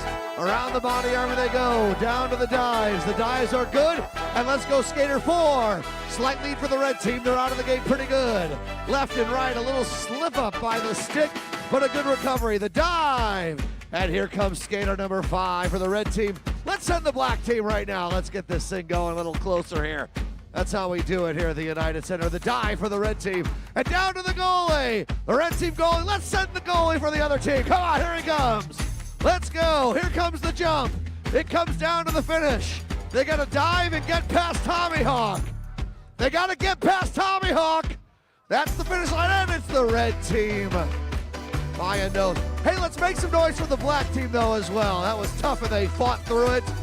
The red team are the winners. We're going to get both teams together with Tommy Hawk for a great picture.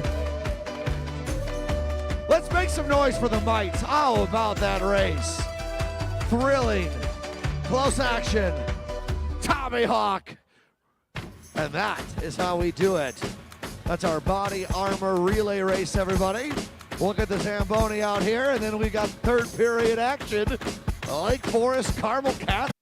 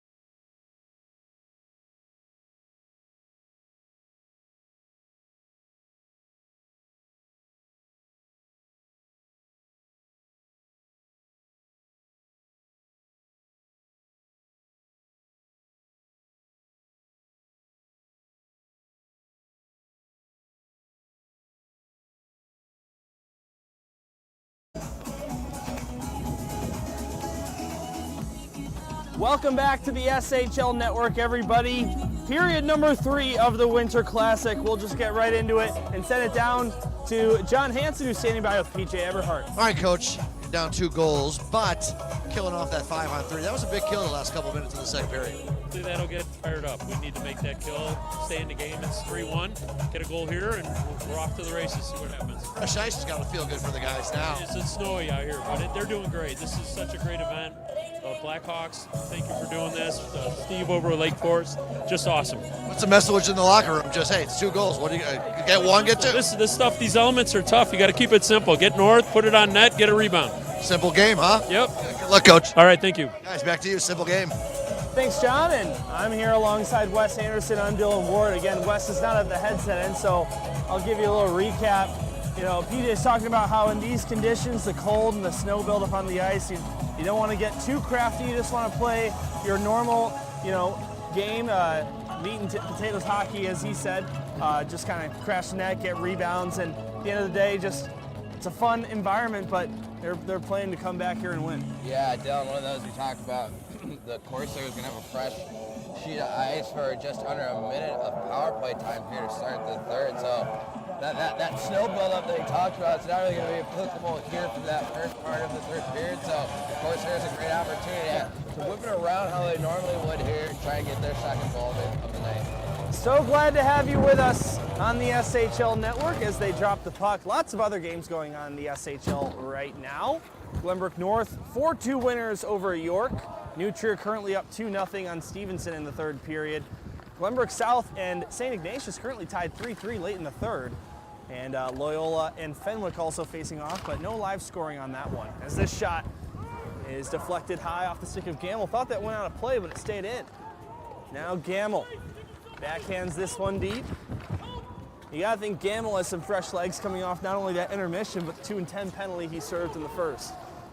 Yeah, one of those where sometimes it's so cold that might not actually be the case there, Dylan, just because your legs get a little tight here. I knew when we went to go into the hut to try and warm up, my legs were a little stiff, a little sore, so just something to keep in mind as we go along here. That the rest might not necessarily be the best thing for these players tonight. Getting on that ice and keeping their legs fresh might be the best way to keep them engaged in tonight's matchup. He's met with Jimmy the Wiz Olsen during the intermission. He's keeping warm in there. As he actually lent me his pair of gloves, because I totally blanked on bringing gloves to this. And that power play that Carmel started the period with has already come and gone. So we're back to 5-on-5 play, and still 3-1 your score in favor of the Lake Forest Scouts here at the Winter Club. Yeah, we see the Corsairs there try and stretch the neutral zone just a tad big. Great awareness there of the Scouts and the defensive side of things to jump that puck there and just chip it back into the Corsairs defensive end. As a giveaway right in front, streaking there is Altonen, but he couldn't make a play. Now comes to the near side, near the Corsair bench. Deacon Rose up ice, stripped away from him. Altonen takes a shot. That one stopped by Stanley, who hangs on. 15-12 to go in period 3. Yeah, not many times you're going to see Deacon Rose get the puck stripped from his stick, but his goalie, Gavin Stanley, there to bail him out just a tad bit, even though it wasn't the highest scoring chance opportunity that we saw. Either way, your goalie's back there to help you out when you might make a turnover. That's uncharacteristic for the leading point scorer for the Corsairs. Now this one thrown towards the net. Gornick recovers it behind his own net. Through neutral ice. Now up ahead, Max Vavra, just off sides. Or no, pardon me, onsides. Backhanded down below the goal. Picked up near side by Catalano.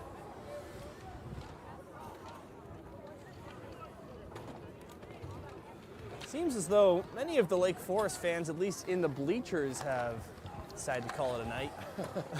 Dylan, I think they're on the other side behind those heaters that we've seen on the opposite side of the ice. One of those wind gusts might have deterred a few people away from coming back to this side of the rink. Still a great crowd, though, on hand here for the third period. You know, Wes, I'm looking at the support for the bleachers here, and with that many people on it, it's probably just hanging on by a thread there. Probably at its capacity, as we saw there right at puck drop. So, like you mentioned, probably a good thing that not as many people are in the stands over there to our right.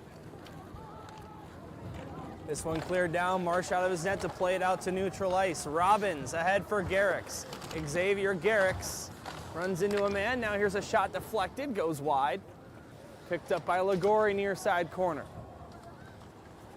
Stokel can't get it out past Nelson. He fires a shot into the glove of Stanley, who hangs on. Wish a happy 15th birthday to Gabriella. Make some noise. Go, we have a birthday in the house here, John, on the PA there. And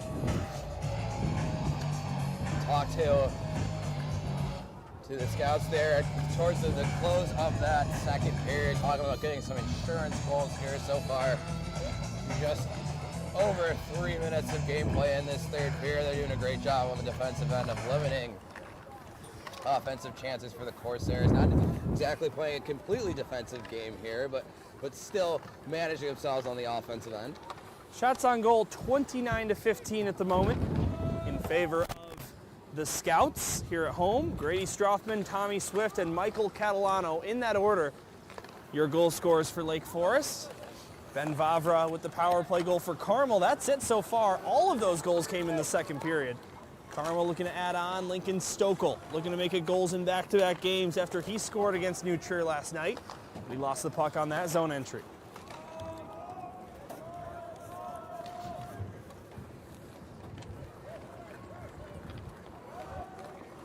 The Scouts have scored a third period goal in 3 of their last 4 games. Meanwhile, Carmel allowed a goal in the third period last night to New Trier, but in their 4 games before that, they had not allowed one. Yeah, just doing a great job there on the defensive end, and when it comes down to crunch time for their on their side of the puck, but you know that as things started to get going here in the third period, they're looking for not only that second goal, but that equalizer as well. This period's moving a lot faster than the first 2. At least it feels like, Wes. Right, just because we're warmer, having gotten that intermission and some time in front of that fire in the hut here at the Winter Club, we might just feel better in general there. We've got a little heat in our body, able to move around a little bit. So I'll tell you what, Wes, I got the heated blanket that you plug in back at home. I might have to utilize that one tonight. Yeah, one of those where you should have brought that out here with us. So yeah, right? One of those, this is our first Winter Classic, so something, just small notes that we'll take here and there if we ever come back out here again, but just a great setup that this Lake Forest team has here at the Winter Club to be able to utilize this ice surface. First outdoor SHL game for 2 points since 2018 when Glenbrook South and Loyola squared off at that rink in Glencoe, forgetting the name of it at the moment. Here's Dick over the line, right wing side, try to get around Francis, but he whiffed on that. Deke, and instead Lake Forest will come out and dump this one in. But first official Winter Classic branding-wise for the Scholastic Hockey League. Hopefully this becomes an annual tradition. Lots of teams up north could play here at Lake Forest along lines of, Stevenson could host a game here. Maybe Carmel could be the home team once, and then all those teams down North Shore could play at Glencoe, like the likes of Glenbrook North, Loyola. Yeah, I like that idea. It's one of those when the Winter Classic, or I guess an outdoor game, was at the Yankee Stadium. There were all 3 of the metropolitan teams from New Jersey, and the 2 New York teams got to go out on that ice. So a great idea out of you. Yeah, why not? Love to see that. One of those too, if it's over break, maybe some more students feel compelled to come out here, right? It's tough on a Sunday night. I know a lot of people got class tomorrow, so probably getting some homework in. And also the weather doesn't exactly offer the best viewing experience just because of the cold. But thinking about maybe New Trier versus Loyola outdoor game. Yeah, that would be intense. I mean, talk about one of the best rivalries in the state. It's New Trier Loyola. I mean, even here tonight between Carmel and Lake Forest, just before the third period, just a great amount of people that came out here to support both teams. Dylan Ward and Wes Anderson, so glad you're with us here on this Sunday night. We've got a lot of hockey to play. Vavra centers it as Carmel looks to get back within 1. Capulong to the far side, but taken away by the Scouts as they force it out. Milliman Recovered by Capulong. Got it to the near side, Max Vavra. Vavra backhands it to Capulong, taken away by Grady Strothman. He opened the scoring tonight on the power play for the Scouts after his 2-goal performance yesterday in Glenview against the Glenbrook South Titans, including the overtime winner. Ben Vavra. Now Max takes a shot. That one sails wide. Gornick picks it up far side, near the point, towards the net. Never found its way to the back. And the Scouts come out with it. This pass intended for Jack Walsh would have been offsides. And actually, he get 2 line calls there at once, delayed offside and an icing. Yeah, it's one of those where the lead official, I should say, was so focused on the offsides that the puck didn't get touched, and that pass came from behind center ice. That was actually icing too. I think they got mixed up there just a tad bit, but the right call was made either way. I'll tell you what, the hand warmers in the glove west, totally the move. I mean, you're welcome, my friend. I told you, we got to stay warm out here. Still got a game to call, even if it is 16 degrees with the wind chill. This shot gets deflected wide, picked up by Swift behind the goal line. Tommy Swift, the lone SHL All-Star from the Lake Forest Scouts. He's got the 2nd Scout goal tonight. Walsh now over to Nelson. Gavin Nelson tried to get it deep, taken away by Carmel to the near side. Gamble will send it in. Miss a man. Stokel takes a high stick. That's going to be a penalty against Kowalski. Racing to the bench, Gavin Stanley. And Carmel will make the most of their 6-on-5 time here before Lake Forest touches the puck. Elwanger around one, then another. Got it deep for Havlis, but instead intercepted by the Scouts' Gavin Nelson. And just what the doctor ordered, I would assume, for PJ Everhart, as Carmel, already with a power play goal, will look to get back within 1. Yeah, Dylan, a great opportunity here with 9:21 left in this hockey game. They need one to really get that momentum back in their favor. Is the Corsairs. You see their top unit come out with Capulong centering them. Look for them to use both point men and both Vavras to get shots through. That was really the recipe of how they scored their opening goal on the power play. So expect to have the same recipe here the next 2 minutes. For high sticking at 7:39. Well, this one's cleared out of the zone. Chasing after it, Max Vavra. At 7:39, resulting in a Carmel Catholic Vavra power play. To the near side for Ben Vavra. Ben Vavra, the leader in power play points for the Corsairs, as he scored a goal, his 2nd on the man advantage earlier. Deacon Rose centers it, what a shot! And that one wouldn't go. I believe that one sailed wide. Not sure if Marsh got a piece, Wes. No, I don't think so. Lagore came right down Main Street. I feel like that puck's on net. That goes top corner, but a great setup there by the Corsairs either way. Vavra's shot fanned on it a little bit, and that'll allow the Scouts to clear it down. Ben Vavra picks it up. Down to 8.5 to go in the 3rd period. 1:10 to go on this power play for Carmel. Ben Vavra takes a shot, bounces off the end boards, and taking no risks there is Marsh, who covers it up. Yeah, it looks like the net came off just a tad too. You see the refs go over there and fix that before we get gameplay started again. And that top unit, you saw Lagore. Yeah, they've really had the better of the chances there, especially in the 2nd period. They had those 3 goals that you see up on the scoreboard. Nice little passing play there from Gavin Stanley from the back end. Just great patience by a goaltender, something that you don't see quite often, deking out a forward as they're coming in on goal. Vickers, what a move, takes a shot, glove save made by Logan Marsh. Wow. It's got to be his best save of the night. Logan Marsh hasn't been called on too many times here in tonight's hockey game. Only going up to 1 goal off the high tip on the power play there, but great save here to keep his team up 2 goals with 8:02 left here in the 3rd. Not to mention the nice move by Vickers right before it just made the save feel more impressive, because it would have been an impressive goal. We get a hand pass whistle, stopping play with 7:57 to go in the 3rd, 36 on the power play. Yeah, done one of those where it's just Vickers with it's a great move on the offensive end, and it's a great save on the defensive end. So just great hockey from both teams there in that last sequence. Face-off win for Carmel in neutral ice. Lake Forest dumps it down. The Corsairs pick it back up. It's Aiden Gamble. Skating through the neutral zone, Gamble over the line. Around one, but couldn't hang on to the puck. And the Scouts unable to get it outside the zone. We mentioned a really small neutral zone here at the Winter Club of Lake Forest. As Bickers picks it up, high point, and he gives it up. Nate Robbins takes it away. Here he comes shorthanded, and he missed the net. No save necessary for Gavin Stanley.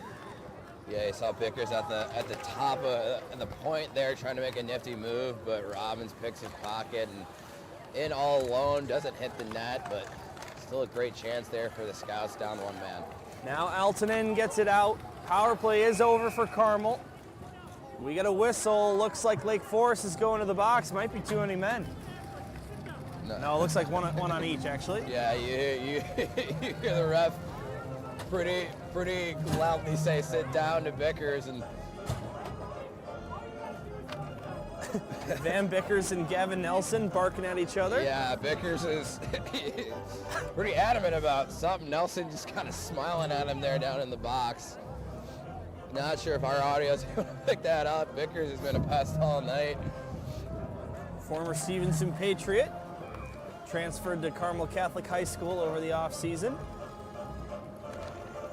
Makes you wonder how many SHL players can say that they've played for two teams. Carmel Catholic penalty to number 2. Yeah, Dylan, it's one of those. You talk about the NIL era in college sports. I don't know if that's ever going to translate over to the high school ranks, but still, yeah, very rare to have a player that's played for two SHL teams over the course of his high school career. Lake Forest penalty to Nelson. All right, we stay 5-on-5 here. 6:30 to go. As Strothman takes it behind his own net, Grady Strothman, who opened the scoring tonight, gets around Rose and will just loft this one in. Look out as that puck goes out of play where there's no protective netting. Yeah, John was letting the crowd know to be alert here tonight with pucks coming in to the stands there. The only protective netting behind the right part of the net for the Carmel Corsairs, and then on the opposite side, really, there's really no netting behind the Scouts' goal. So everybody in the crowd on their P's and Q's when the puck's in play, and you see there that the puck just flies over. So I think there's a bar or some snack shop over there. The puck might have landed in the popcorn in the snack shop over there. So a fan's going home with a fun souvenir from tonight's game. Pretty sure these are special Winter Classic, or at least Blackhawks Rivalry Series pucks. And now that I'm saying that, I don't really see them. 6:04 to go here in the third period. All 4 goals in this one took place in period number 2. Yeah, something that we thought, as the teams eased their way into this game, we might see a little bit more action there in the first, but both goalies stood very tall there in that first frame. Outside of the one glove save we saw Marsh make there on the Carmel power play, we haven't really seen too much action from either goalie here in the third period. Tell you what, the kids back there are still riding down the sledding hill right behind us. Yeah, Dylan, they were there when I pulled in. My car's back there as well. They've been going at it essentially all night. Here's a shot off the draw by Jackson Dick, grabbed by Marsh. For another whistle. Talk about trying to stay warm here. I don't know how those kids are doing it, quite frankly. They're in less protective gear than we are, but they looks like they're having a ball on the mound that's right behind the Lake Forest bench. When you're that age, Wes, things like this just don't matter as much. Yeah, I guess you just don't feel it. You're not as aware of it, but either way, it's impressive that they've just been kicking at it essentially since about 4:30, 5 o'clock this afternoon. You got Lake Forest in light blue, Carmel in brown. You're looking at 2 of the top 4 voted jerseys in the Scholastic Hockey League this year, including Lake Forest, who was voted the fan favorite, #1 jersey in the league, taking down Glenbrook South's black jersey, who held that crown for 2 straight seasons. Yeah, Dylan, it was one of those where I was skeptical that this Lake Forest team won that jersey battle because I had never seen them in person, but now that I'm here, they are very nifty. Yeah. Their logo so cool, and to pair it with the Blues colors almost, with the light blue and the dark blue and the matching yellow. As this one set in front, and Circland, in his 4th game this season, nearly batted that one out of midair for a goal. Yeah, just great net front presence to the back post there. Almost just a highlight reel goal there. He tried all this year. All right, it's getting to crunch time, Wes, here. Under 5 to go. And Carmel looking for the comeback. If you're PJ Eberhardt, based on how things have been going in the conditions, when are you pulling your goalie? Probably around the 2:30 mark, right? We do games all the time. I'm a big fan and a proponent of you pull your goalie once you've had sustained pressure in the offensive zone. You don't want to pull them too early.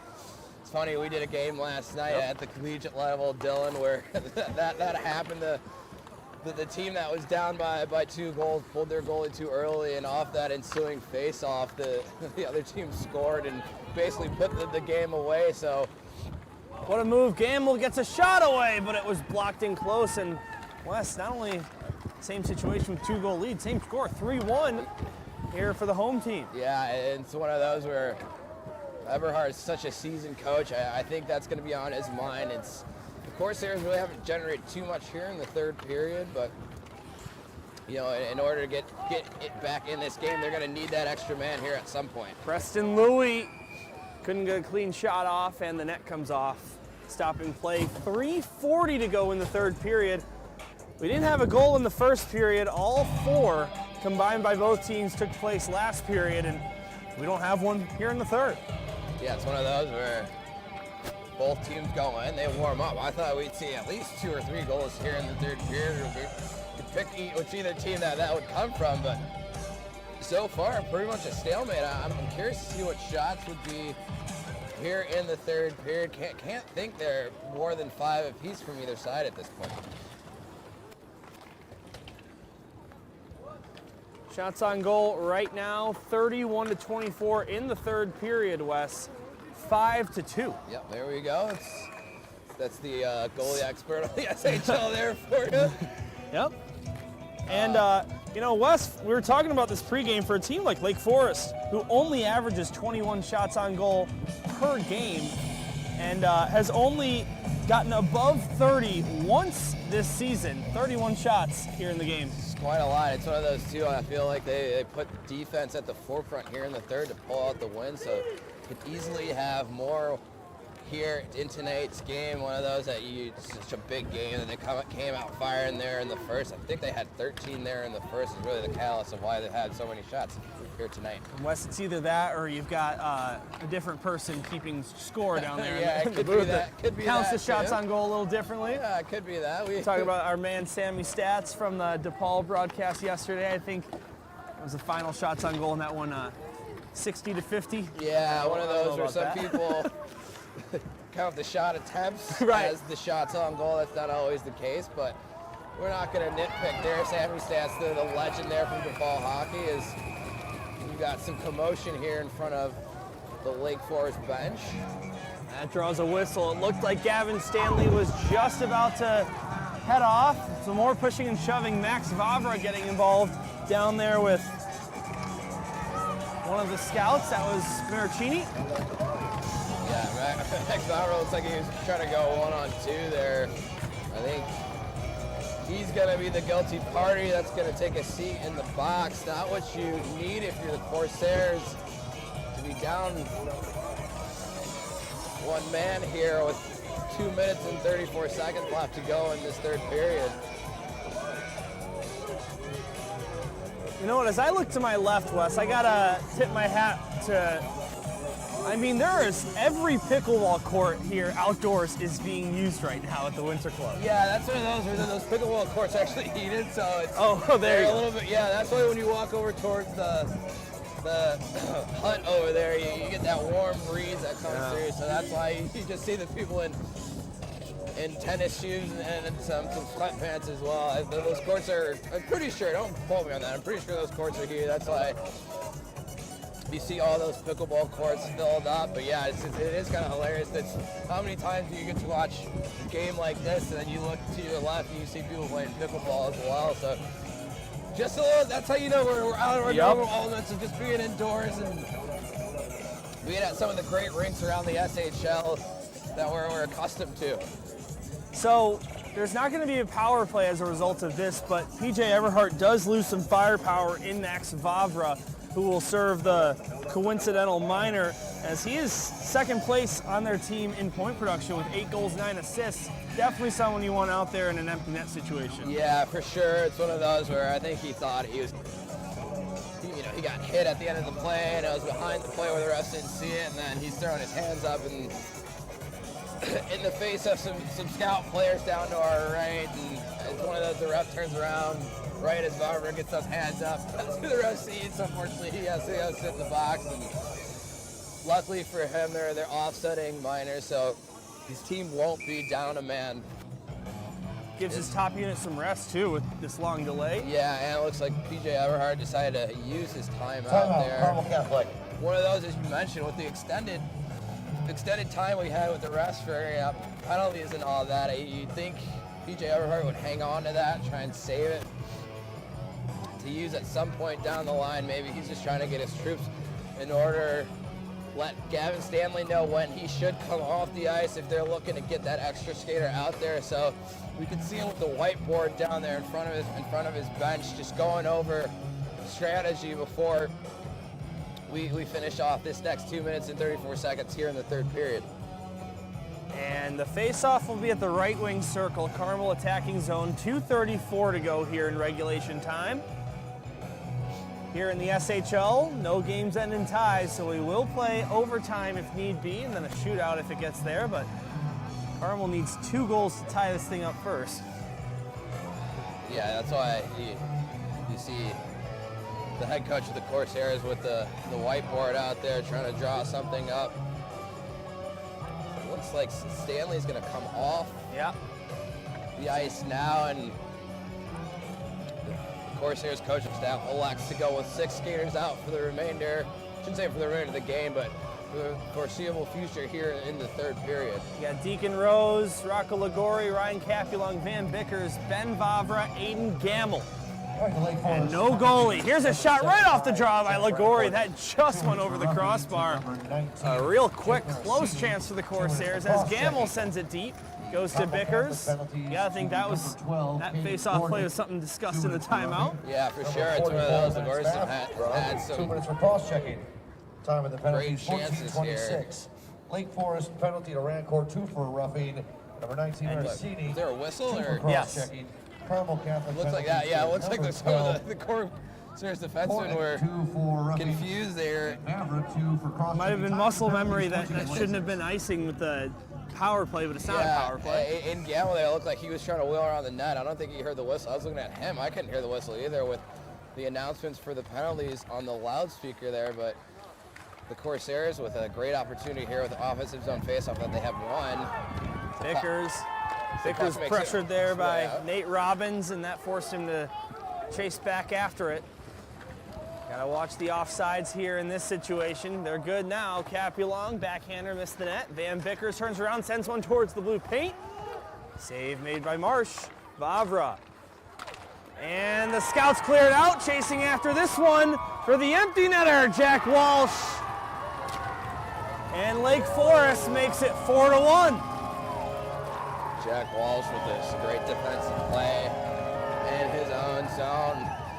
One of those great defense leads to offense. You see there has a yawning cage, and just a great play there at the point to free up the puck. Great shot block as well, and Walsh is able to put the puck in the empty net. Now the Scouts can feel the ensuing wind coming forth here with a 3-goal lead with less than 2 minutes to go. Well, it wasn't shorthanded, West, but it was that empty net situation. Good play to force that out of the zone, and he actually is tied for the lead in shorthanded points. Lake Forest with 2 shorties on the year. He's scored 1, assisted the other. Scored by number 73. Yeah, one of those where it won't count as the shorthanded goal, as you mentioned, but he loves to play with his team down 1 player, as we see there. Unassisted at 15-21. So the Lake Forest Scouts appear to be on their way to retaining the final playoff spot if the season ended today. They entered this one holding on to it by 1 point with Carmel right behind them. Don't forget, Carmel does have 2 games in hand So anything can happen, but all signs pointing to Lake Forest having a 3-point lead for that last spot at the end of the night. Yeah, Dylan, if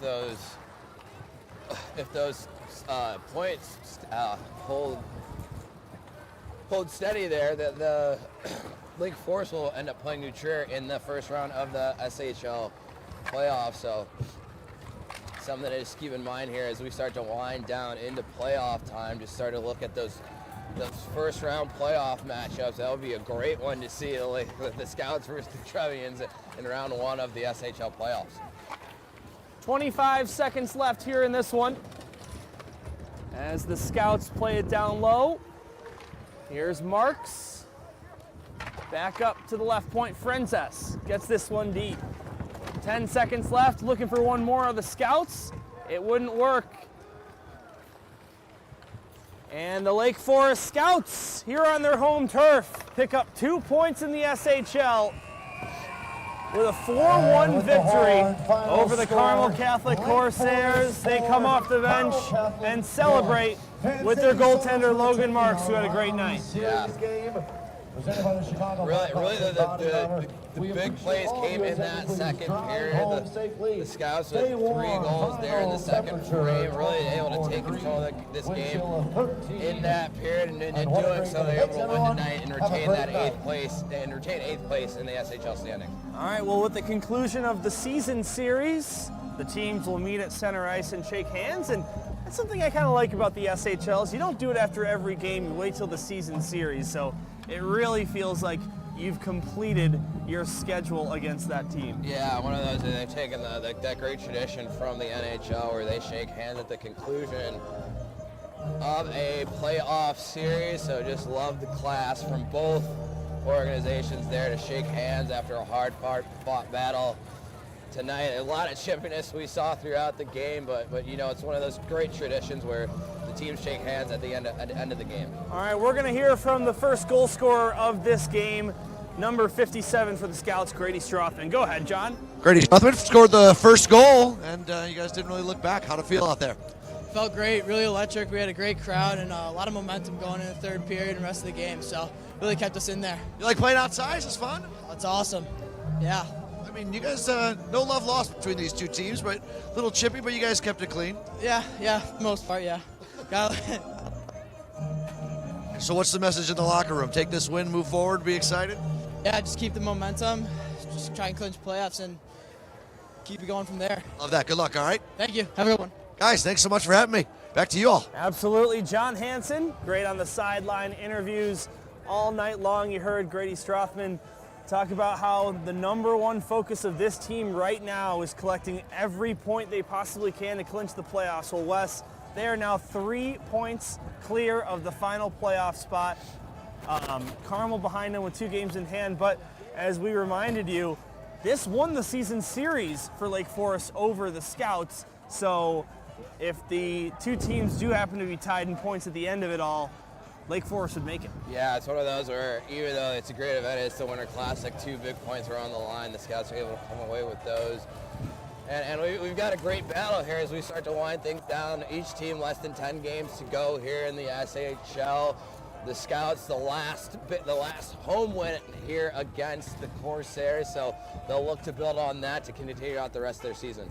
And a group picture right there by the fans for the Scouts, who improved to 9-13-3 in the SHL, and the Corsairs fall to 7-12-2. We had a lot of fun here on this Sunday night in Lake Forest. For our entire crew here at the Great Outdoors, Jimmy the Wiz Olson, our technical engineer, Matt Freeman, and Joel Schneider, both of our camera operators. Wes Anderson here to my right. Any final thoughts? Yeah, just a great event. Thank you again to the Blackhawks. They do such a great job here with the Rivalry Series. Have you a part of it again this year. And another great event, the first Winter Classic here in the SHL with the Rivalry Series. So look forward to doing it again. All right, that's Wes Anderson alongside John Hansen, who was down at sideline. My name's Dylan Ward, saying we appreciate you tuning in. One more time, the final score, the Lake Forest Scouts 4 and the Carmel Catholic Corsairs 1. We'll see you next time right here on the SHL Network.